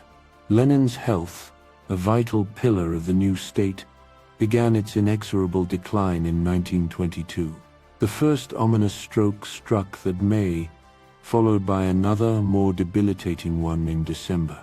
As his strength slowly, visibly weakened, a clandestine triumvirate quietly formed within the party's upper echelons: Stalin, Zinoviev, and Kamenev. They were united by a singular, overriding goal: to prevent Trotsky, the brilliant, charismatic rival, from succeeding Lenin. Stalin, a man of quiet, relentless ambition, recently appointed to the seemingly innocuous role of General Secretary, worked the party apparatus with the cold, efficient precision of a well-oiled machine. He meticulously placed his loyalists in every key position, from district secretaries to central committee members. What on the surface appeared to be mundane, bureaucratic administrative work was, in its quiet, insidious reality, a slow, methodical coup consolidating an immense, unseen power. From his sickbed, Lenin watched this subtle shift with growing alarm. Stalin's heavy-handed, bullying tactics in dealing with the Georgian national question, his blatant display of great Russian chauvinism, revealed to Lenin the creeping rot of bureaucracy, the dangerous concentration of power. In late 1922, with a profound sense of urgency, Lenin proposed a political bloc with Trotsky, recognizing the shared intellectual ground and the need to counter Stalin and the burgeoning bureaucratic degeneration that threatened to suffocate the revolution. He entrusted Trotsky with the crucial task of defending their shared positions on vital issues, such as foreign trade monopoly and the national question, a clear signal of his trust and their intellectual alignment. Then came Lenin's testament, dictated in December, a document that would, with its quiet words, ignite a firestorm. Of Stalin, he wrote with a chilling prescience, having become General Secretary, he has concentrated boundless authority in his hands, and I am not sure he will always be capable of using that authority with sufficient caution. His assessment of Trotsky was equally sharp, yet ultimately affirming, distinguished not only by outstanding ability, personally perhaps the most capable man in the present Central Committee, but he has displayed excessive self-assurance and excessive preoccupation with the purely administrative side of work. Days later, with a sense of mounting alarm, Lenin added his bombshell postscript, a truly devastating indictment: Stalin is too rude, and this defect becomes intolerable in a General Secretary. I suggest, comrades, think about a way of removing Stalin from that post and appointing another man in his place, who in all other respects differs from Comrade Stalin, only in one quality, namely, that of being more tolerant, more loyal, more polite, and more considerate to the comrades, less capricious, etc. But just as this potent political weapon was prepared, ready to be deployed, Lenin suffered his final crippling stroke in March 1923. He would linger, tragically speechless and paralyzed, until January 1924, a living ghost, while, in the quiet corridors of power, others fiercely battled over his precious contested inheritance. Trotsky, in a profound and ultimately fatal error of judgment, made a crucial misstep. He believed it would be dishonorable, a violation of revolutionary ethics, to openly attack his rivals while Lenin lay dying, his frail life slowly ebbing away. He underestimated Stalin completely, this gray blur, this mediocrity, this man he perceived as having no ideas of his own. At the 12th Party Congress in April 1923, a pivotal moment, Trotsky, honoring a silent gentleman's agreement with his nascent enemies, kept a profound silence about Lenin's testament, effectively shielding Stalin from a potentially devastating blow. The triumvirs, saved from almost certain destruction, seized the opportunity, steadily consolidating their iron grip on the party apparatus. When Lenin finally passed away in January 1924, a profound sense of loss rippled through the nation. Stalin, with his characteristic cunning, deliberately deceived Trotsky about the funeral date.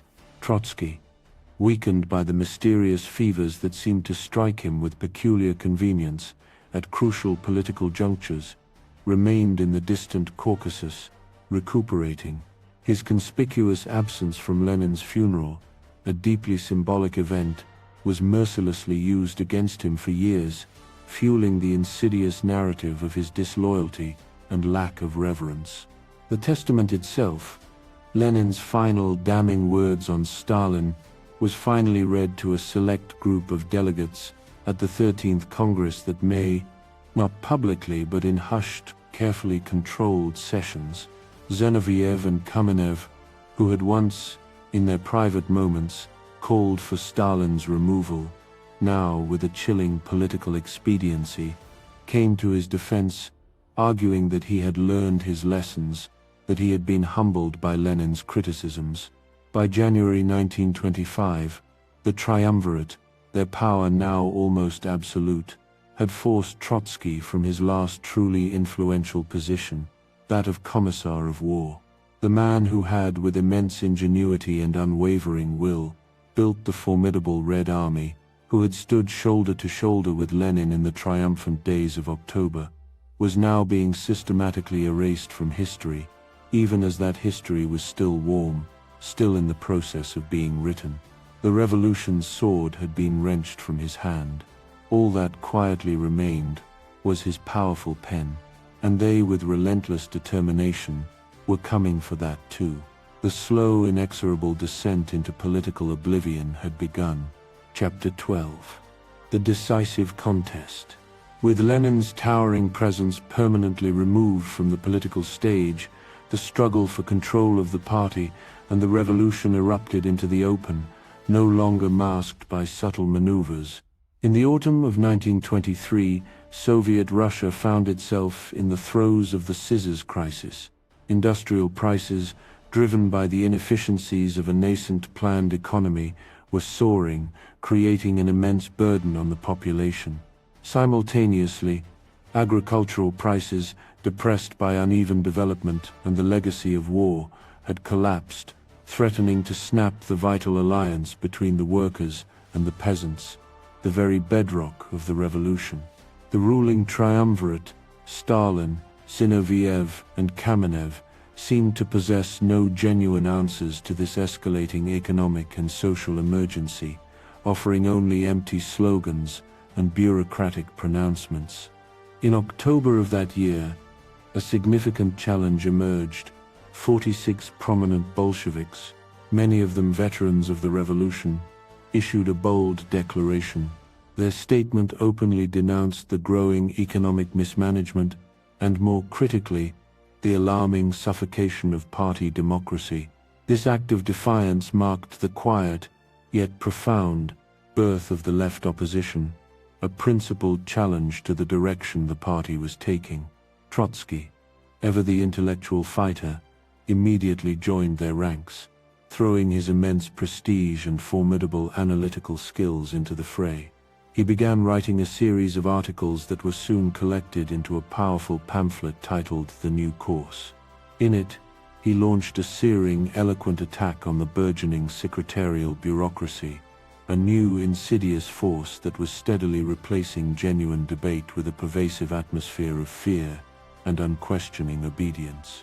The party's sacred right to think, to engage in open, vibrant discussion, was being systematically strangled by a rising tide of appointed officials, men who owed their very positions and their loyalty entirely to Stalin's burgeoning apparatus. He appealed passionately to the youth, the new generation of revolutionaries, urging them to challenge the ossifying old guard, to resist the creeping sclerosis that threatened the revolutionary spirit. He issued a prescient warning that bureaucratism was not merely a superficial organizational flaw, but a deep-seated social phenomenon, rooted fundamentally in the widening gulf between the party, which now claimed to represent the masses, and the very masses themselves, whose voices were being steadily silenced. The opposition's arguments, imbued with intellectual rigor, resonated deeply within many Moscow party cells. Workers and students, sensing the betrayal of revolutionary ideals, rallied to their cause. Yet, the apparatus, the silent, efficient machinery of the party, controlled what truly mattered: the meticulous selection of delegates to conferences, the crucial control over voting majorities. And with a chilling predictability, Trotsky himself would often fall mysteriously ill with fevers, incapacitating him precisely when crucial votes or decisive moments approached. His absence a powerful, if unspoken, factor. The triumvirate, now fully aware of the threat, mobilized their machine with ruthless efficiency. The January 1924 party conference, carefully packed with their loyalists, condemned the opposition for petty bourgeois deviation from Leninism, a politically lethal accusation. Later that same year, Trotsky published Lessons of October, a penetrating analysis of the 1917 revolution. In it he highlighted an inconvenient, profoundly embarrassing historical fact.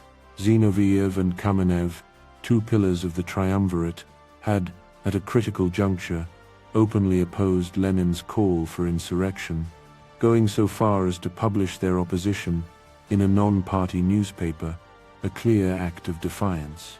The triumvirate exploded in a furious, calculated rage. They launched an all-out literary campaign against Trotskyism, a manufactured ideological construct.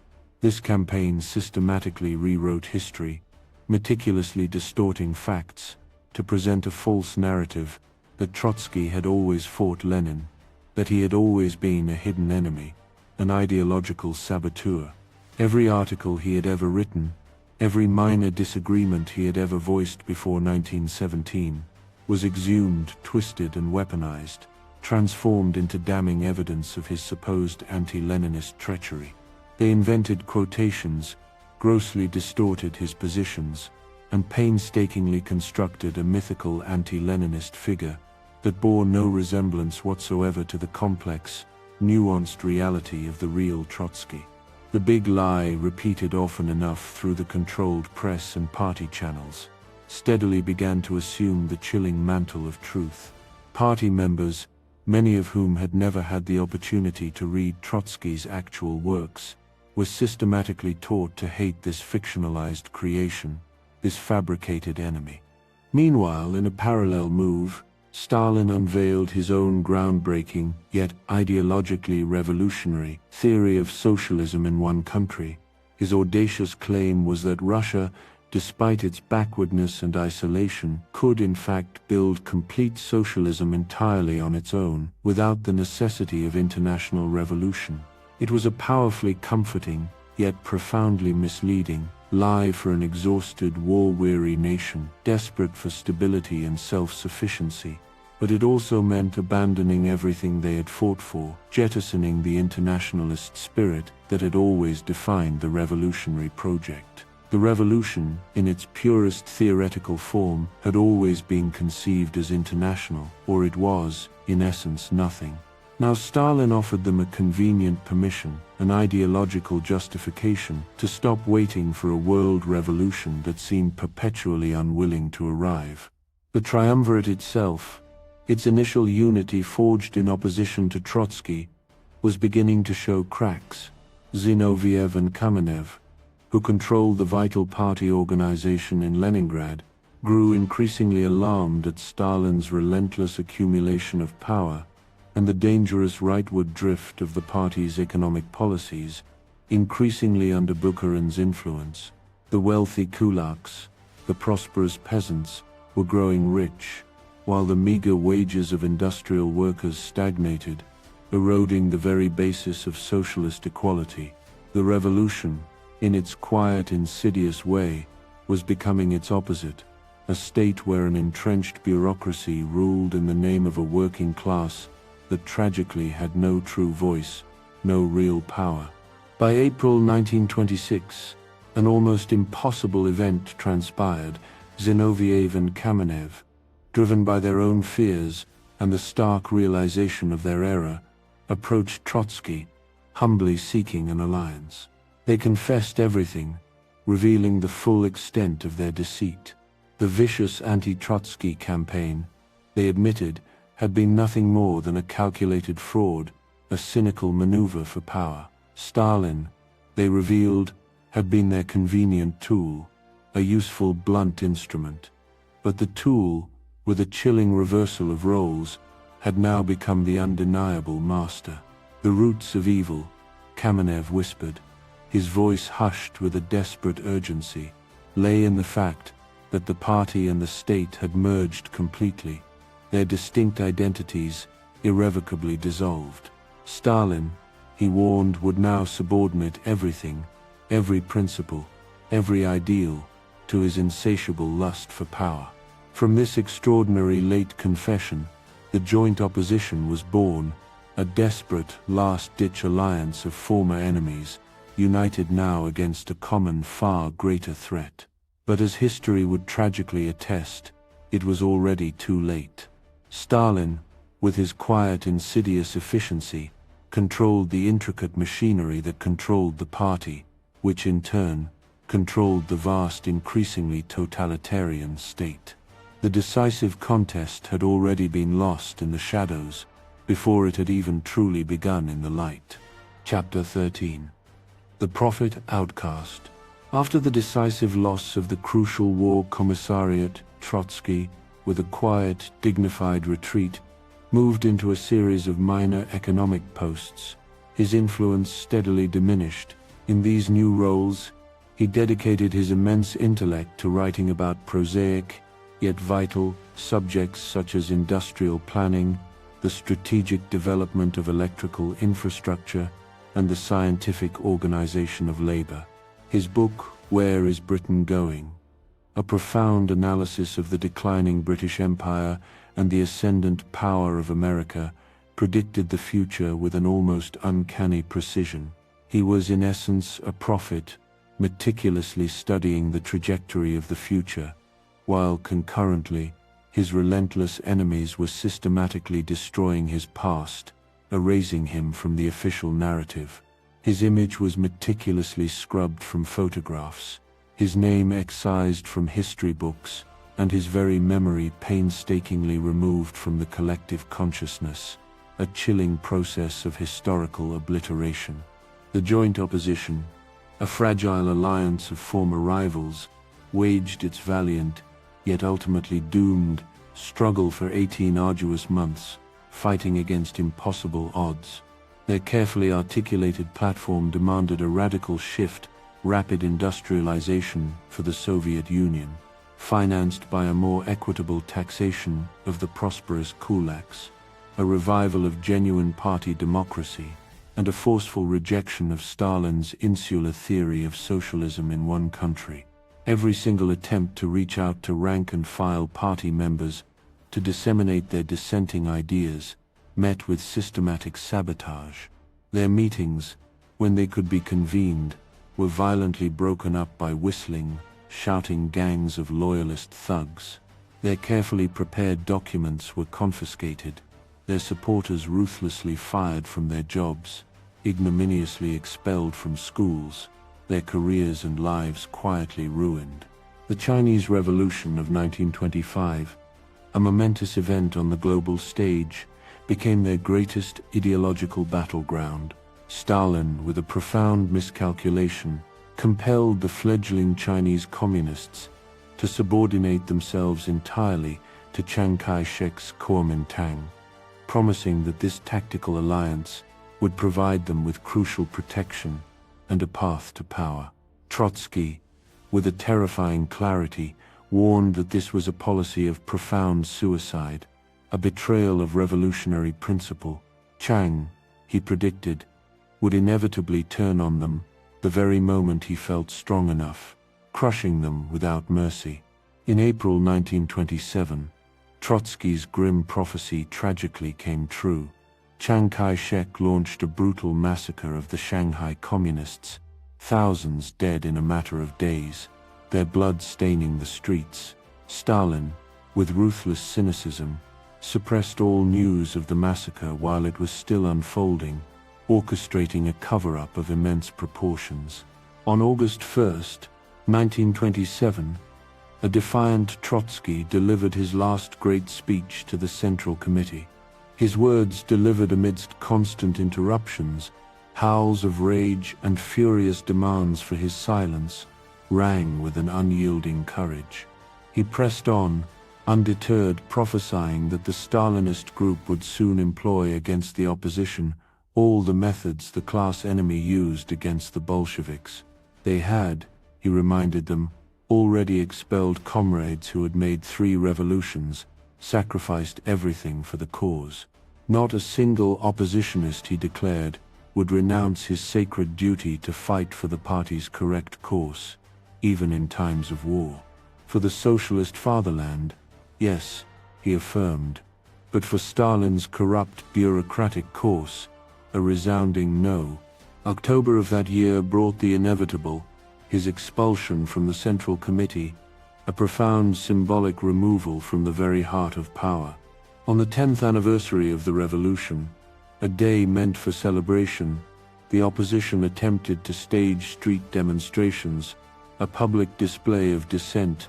Stalin's police, swift and brutal, broke them up, arresting hundreds. Supporters who dared to hang Trotsky's portrait in their windows were subjected to violent beatings, their defiance met with immediate repression. A mere week later, he and Zinoviev were formally expelled from the party itself, cast out from the only political home they had ever known.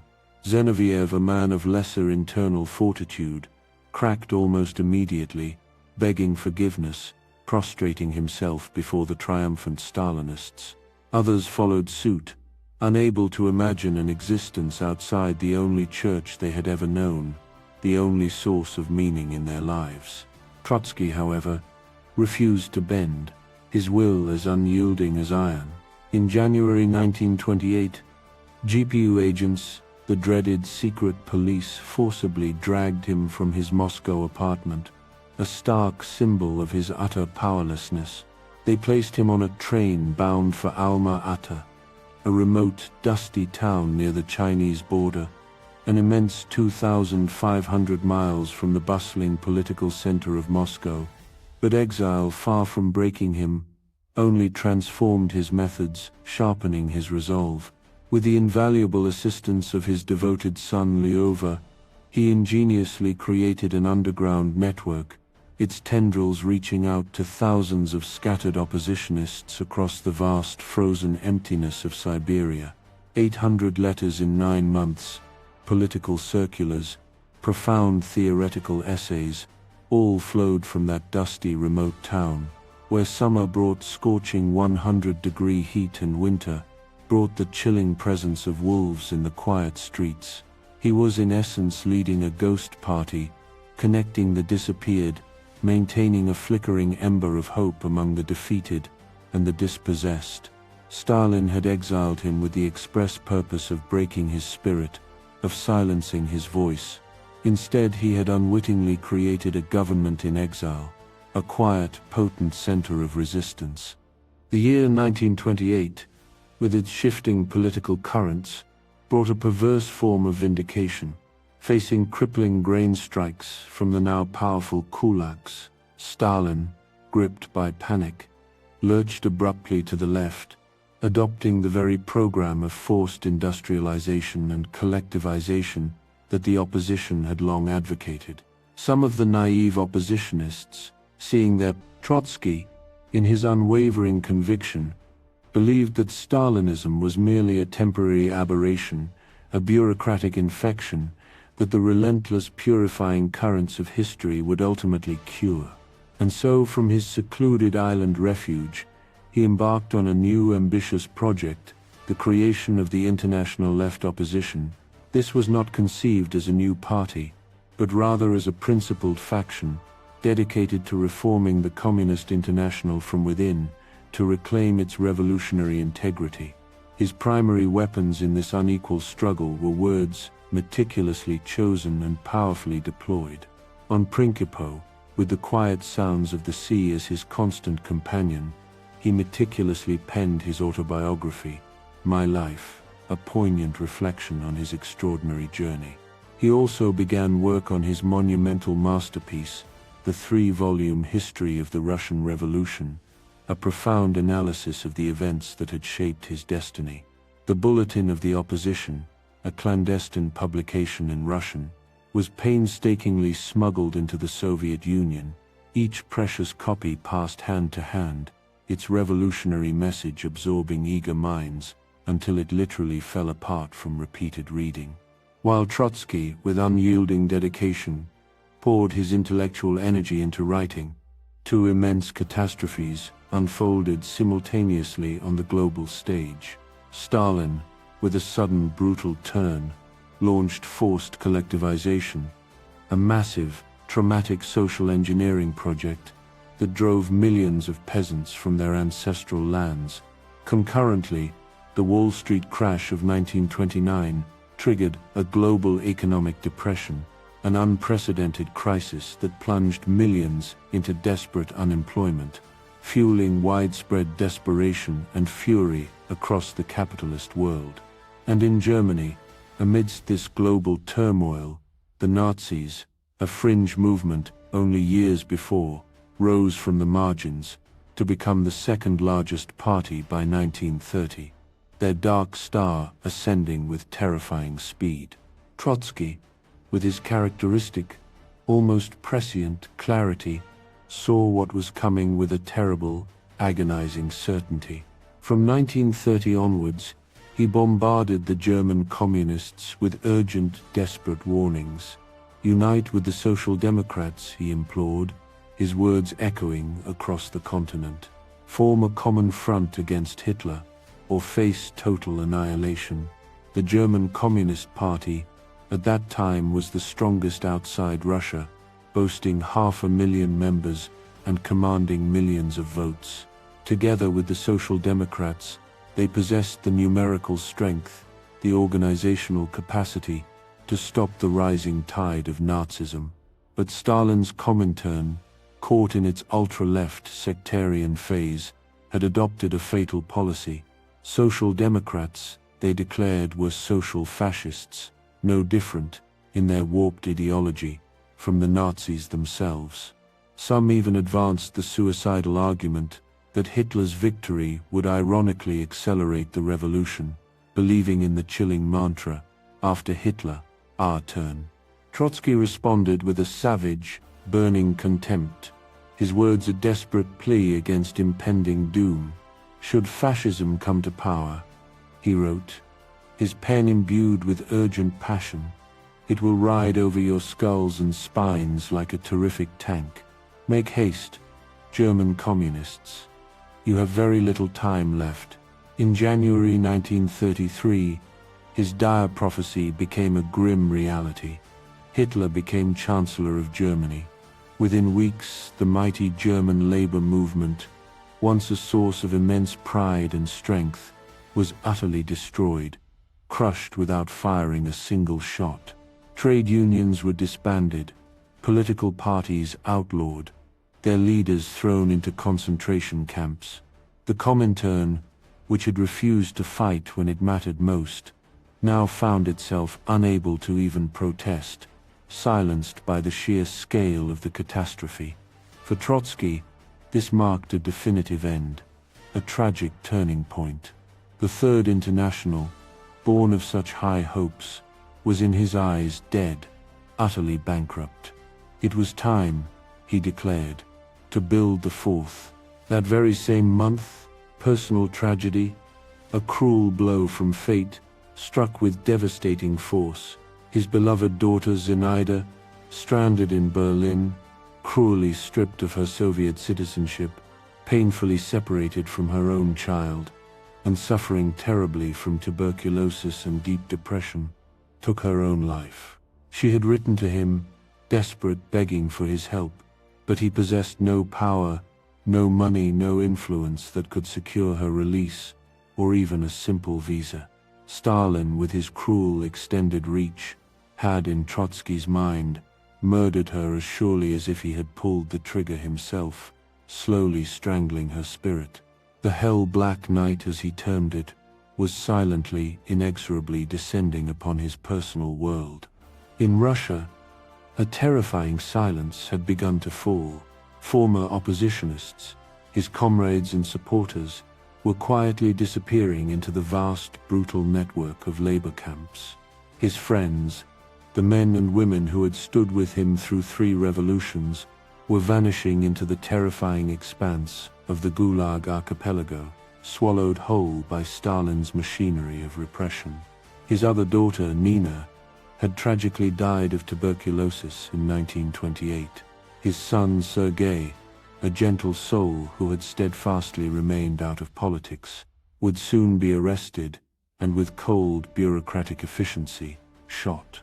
The systematic massacre of a generation, the systematic extermination of all who remembered the true revolutionary past, was beginning, and he from his distant, isolated island could only watch, his pen writing prophecies that no one, it seemed, would hear or heed, until it was tragically too late.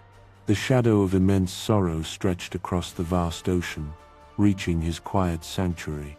Chapter 15. A planet without a visa.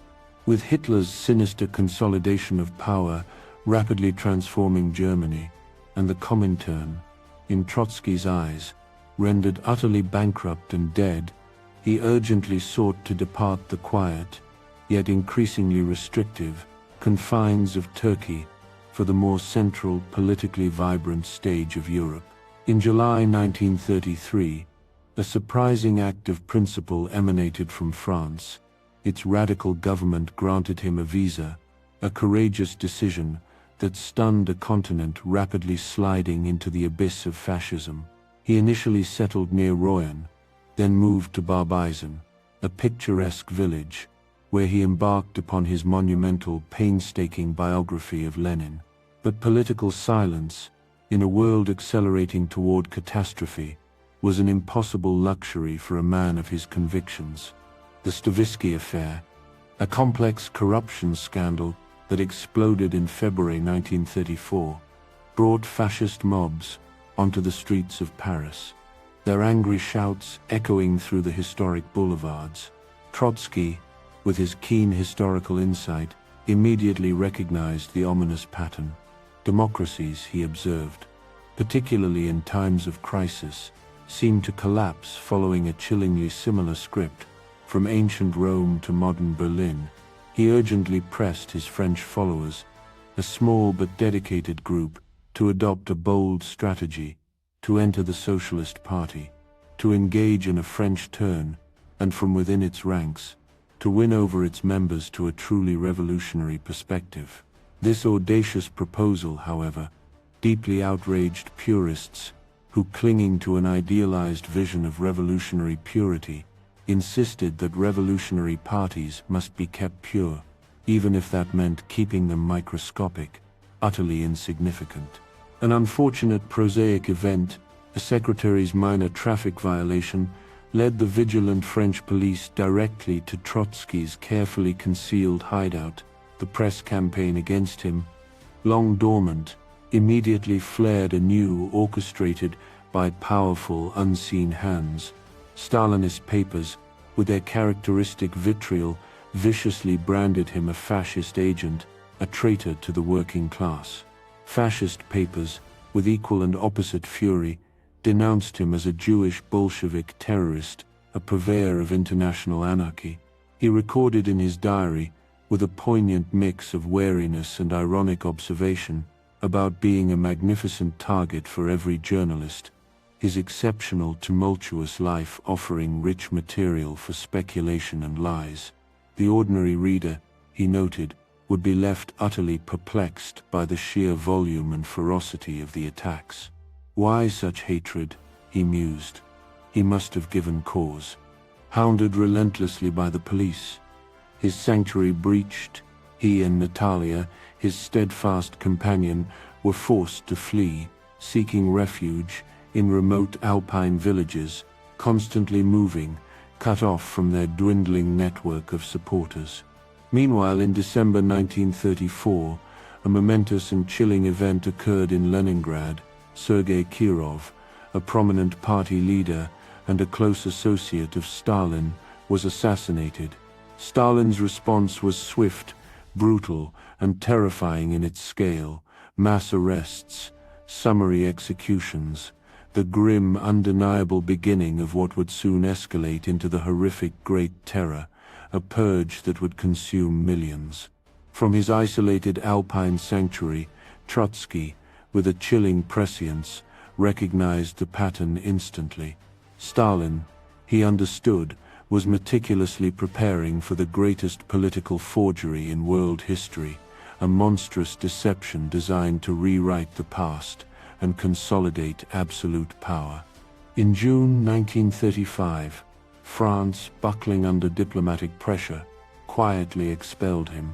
Pierre Laval, the French foreign minister, driven by geopolitical imperatives, desperately needed Stalin's alliance against the looming threat of Hitler, a need that clearly outweighed any lingering commitment to democratic principles or the right of asylum. Norway's Labour government, in an act of unexpected solidarity, offered him asylum, a socialist government, giving refuge to socialism's most famous, yet vilified, prophet. But when the first Moscow show trial opened in August 1936, a grotesque spectacle of manufactured confessions, with Zinoviev and Kamenev, his former allies, confessing to being Trotsky's terrorist agents, Norway, a small vulnerable nation, buckled under immense Soviet pressure. They placed him under house arrest, cruelly forbidding him from writing about current events, effectively silencing his voice. Police guards, their faces impassive, were stationed around his house, ensuring his isolation. A Labour government, paradoxically, was silencing the very man who had, with immense effort, created the Red Army, even as his former comrades were being subjected to unimaginable torture, coerced into confessing impossible, fabricated crimes.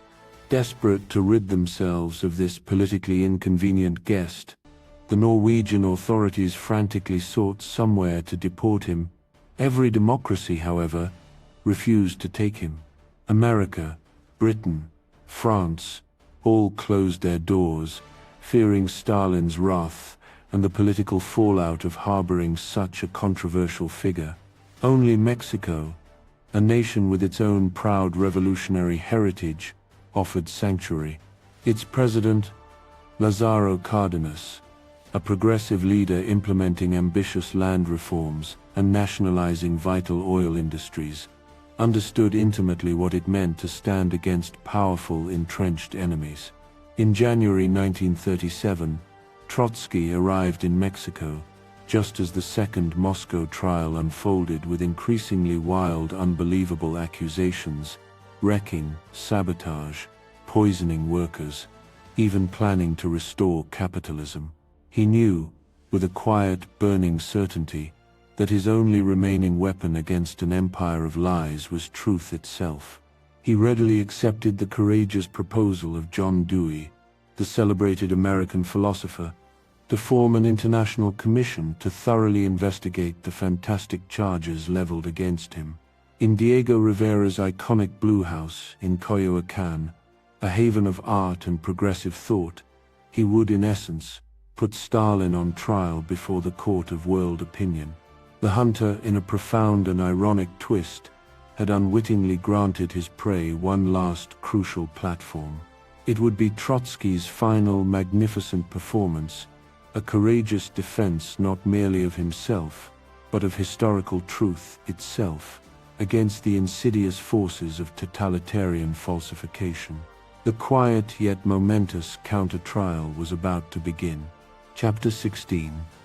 The counter-trial in Coyoacán, the Dewey Commission.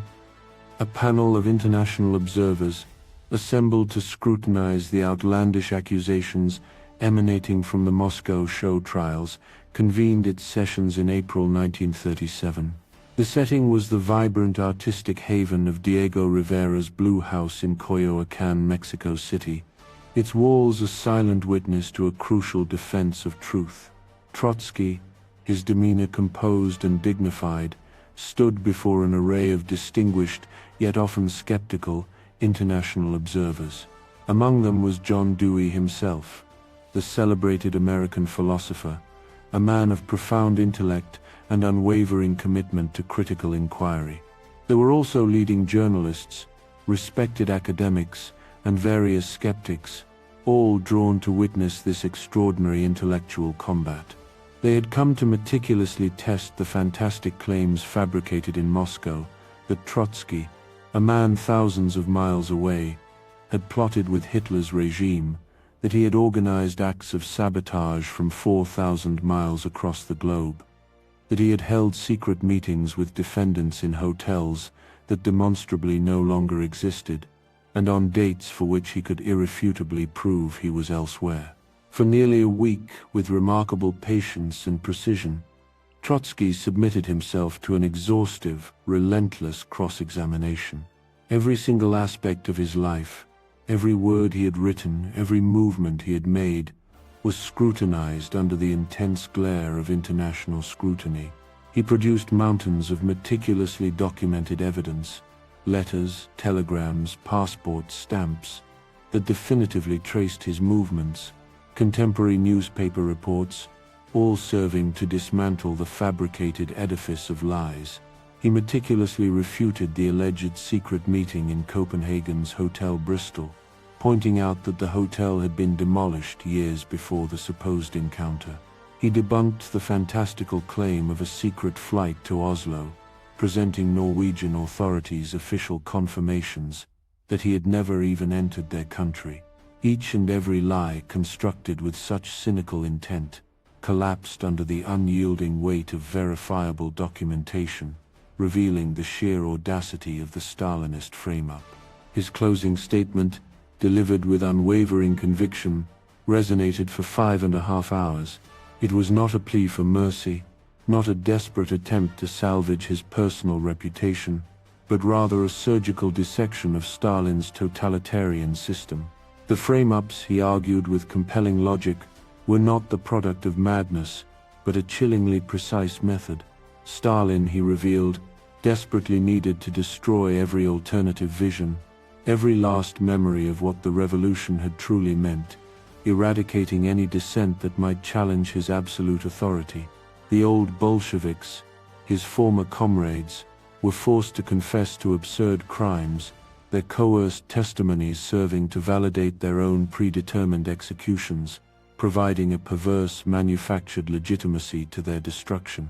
Terror, he explained, required this veneer of legitimacy, and that legitimacy chillingly required the active participation of the victims in their own annihilation. He concluded his powerful testimony not with a personal defense, but with a profound, unwavering affirmation of his revolutionary faith.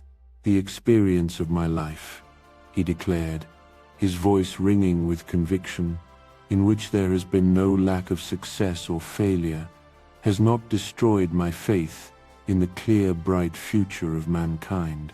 This faith in reason, in truth, in human solidarity, which at 18 I took into the workers' quarters, I have preserved fully and completely.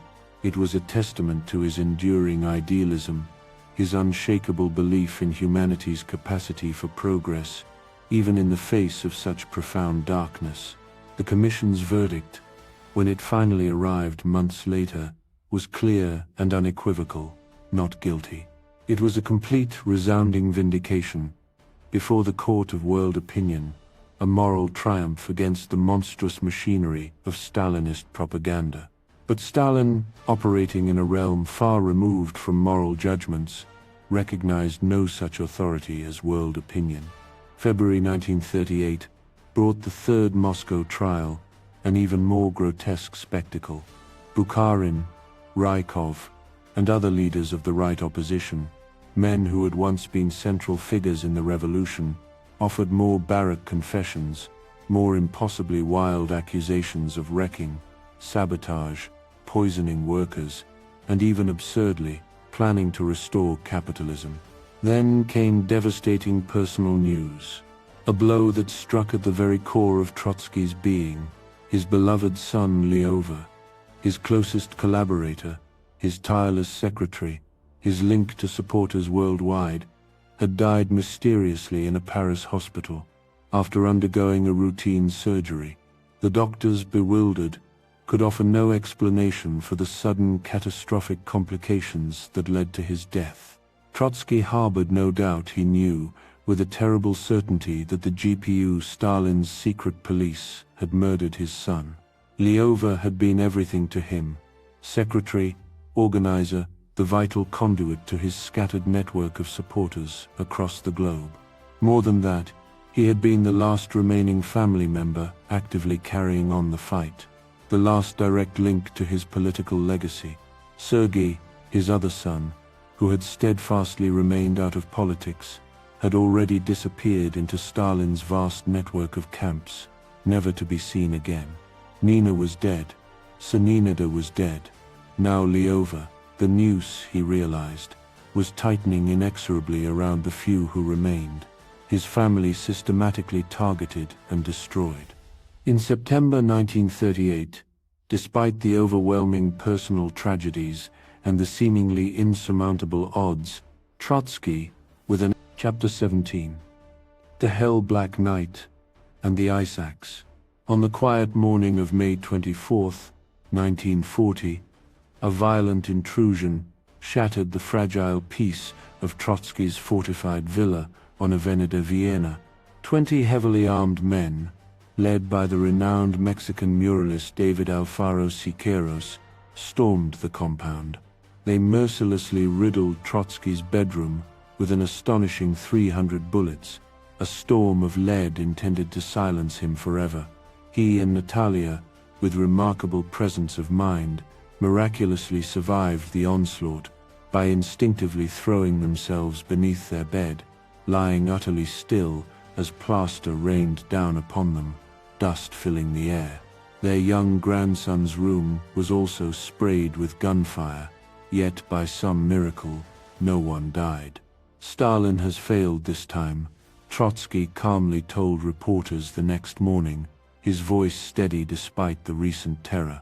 But in the quiet recesses of his mind, he knew, with a terrible certainty, that another attempt would inevitably come.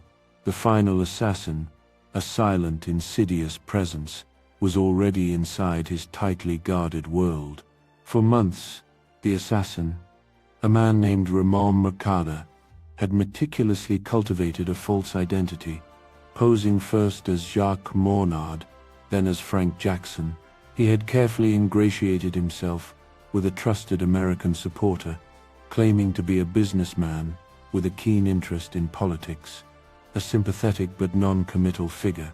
He brought thoughtful gifts, like chocolates for Natalia, and played gently with the rabbits in the garden, subtly, steadily becoming a familiar, seemingly harmless, part of the household's daily routine.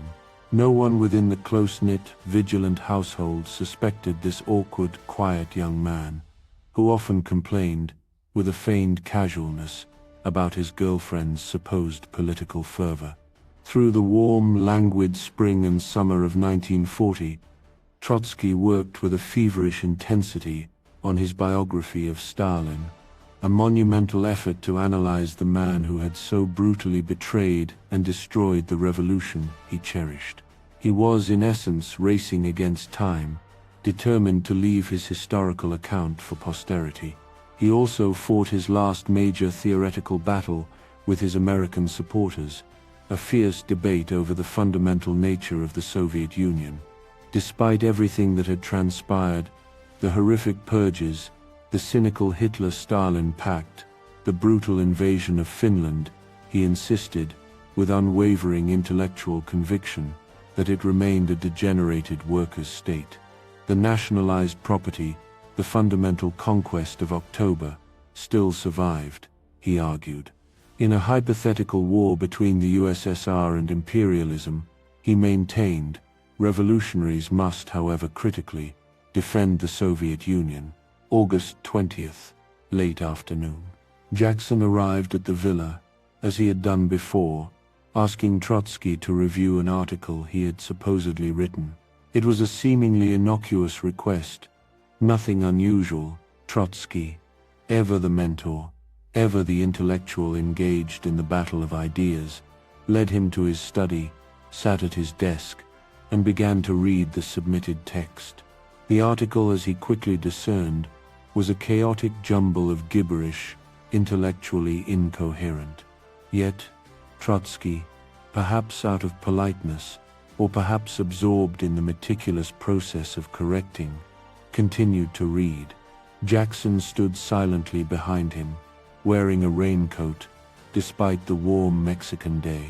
Concealed beneath the coat, an ice axe, a mountaineering tool, a weapon of brutal efficiency, stolen just days before from a quiet mountaineering shop. The blow came from behind, sudden and horrifying, aimed at splitting the skull, but Jackson, consumed by nervousness in the decisive moment, bungled it slightly. The axe penetrated 3 inches deep, but at an angle, failing to deliver an immediately fatal strike. Trotsky let out what witnesses would later describe as a long, terrible cry, an awe that seemed to last forever, echoing through the peaceful villa. With a primal burst of energy, he threw himself at his assassin, biting his hand, preventing a second, more lethal blow. Guards, alerted by the horrifying sound, rushed into the study, finding Trotsky standing, blood streaming down his face, his body still fighting, still defiant. "Don't kill him," Trotsky said, his voice weak but clear, referring to Jackson. "He has a story to tell." Even in his dying moments, his mind, ever the historian, sought to understand, to extract truth. They carried him carefully to his bed. Natalia, his beloved wife, held him, her face etched with profound grief, as doctors worked futilely, desperately attempting to save him. His mind remarkably remained clear, almost to the very end. "I am close to death from the blow of a political assassin," he dictated, his voice fading. "Please say to our friends, I am sure of the victory of the 4th International. Go forward." He died the next evening, on August 21st, 1940, the silence descending over his final moments. His testament, written months earlier, in a moment of quiet contemplation, provided his own epitaph, a testament to his enduring belief in humanity's potential. "Life is beautiful," he had written. "Let future generations cleanse it of all evil, oppression, and violence, and enjoy it to the full." The boy from Yanovka, who had initially wanted only to win arguments, had died believing fiercely in humanity's future, even as humanity, consumed by the very war he had so accurately predicted, seemed intent on destroying itself. The prophet was finally silenced, his voice stilled, but his prophecies, his profound insights and warnings, remained waiting quietly for history to prove them either right or tragically, undeniably wrong. Epilogue: The prophet's afterlife. Trotsky died in the quiet solitude of his Mexican villa, holding firm to the unwavering belief that, in the long, impartial sweep of history, he would ultimately be absolved. Stalin, in his relentless pursuit of absolute power, had meticulously erased him from official photographs, systematically struck his name from textbooks, and sought to expunge his very memory from the collective consciousness of the Soviet Union. For decades after his violent death, the mere mention of his name within the vast expanse of the Soviet Union could trigger immediate imprisonment, or something far, far worse. Yet today, with the colossal, seemingly immutable empire of Stalin crumbled into dust, its imposing statues toppled and lying in fragmented pieces, Trotsky, remarkably, remains a vibrantly controversial figure. He is studied with renewed interest, debated passionately, and his ideas are invoked by diverse movements, from the bustling avenues of Mexico City to the vibrant, teeming streets of Mumbai. His immediate predictions, it must be acknowledged, proved, in many ways, incorrect. The 4th International, that beacon of hope he painstakingly founded, never truly became the mass force he envisioned, remaining a relatively small, often fragmented, collection of groups. The Soviet Union itself, defying his insistence on the necessity of a swift political revolution to cleanse its bureaucratic rot, survived for another 50 long years. And capitalism, the global system he believed was doomed to inevitable collapse, somehow weathered the profound crises he thought would finally destroy it, adapting and evolving in unexpected ways. But his deeper, more fundamental insights, often expressed in the quiet solitude of his exile, endure with an uncomfortable, often unsettling relevance. His theory of uneven and combined development, initially formulated to explain Russia's peculiar, accelerated path to revolution, has in recent years undergone a remarkable academic renaissance. Scholars such as Justin Rosenberg have brilliantly generalized it into a comprehensive theory of international relations, illuminating how different societies interact and influence each other. Younger theorists, like Felix Buchwald, have applied it to understand the intricate historical processes that shaped Latin America's distinct 19th-century economic divergence. The theory's central insight is profound. Societies do not in fact pass through uniform, predetermined stages of development.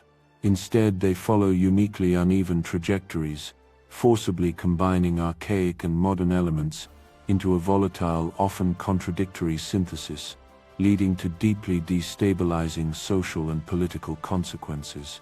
Trotsky saw this dynamic not as a feature exclusive to so-called backward societies, but as a universal law of the capitalist world system itself. Contemporary China, where cutting-edge technology coexists with a vast, still largely traditional peasantry, exemplifies a pattern of development and contradiction that would have undoubtedly fascinated him.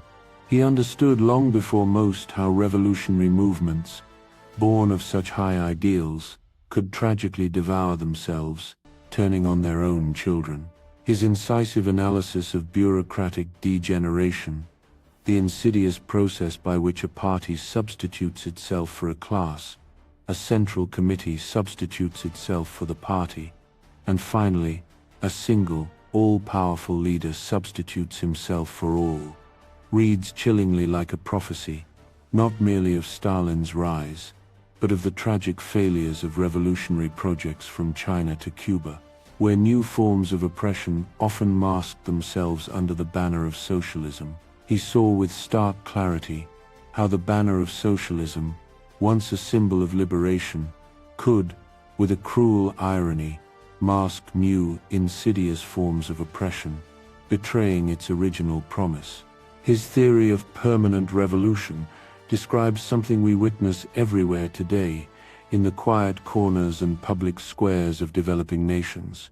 It speaks to how democratic movements in these societies often face impossible, agonizing choices, either accept a subordinate position within the global capitalist order, or attempt radical, sweeping transformations that their underdeveloped economies simply cannot sustain alone, leading to potential chaos and failure.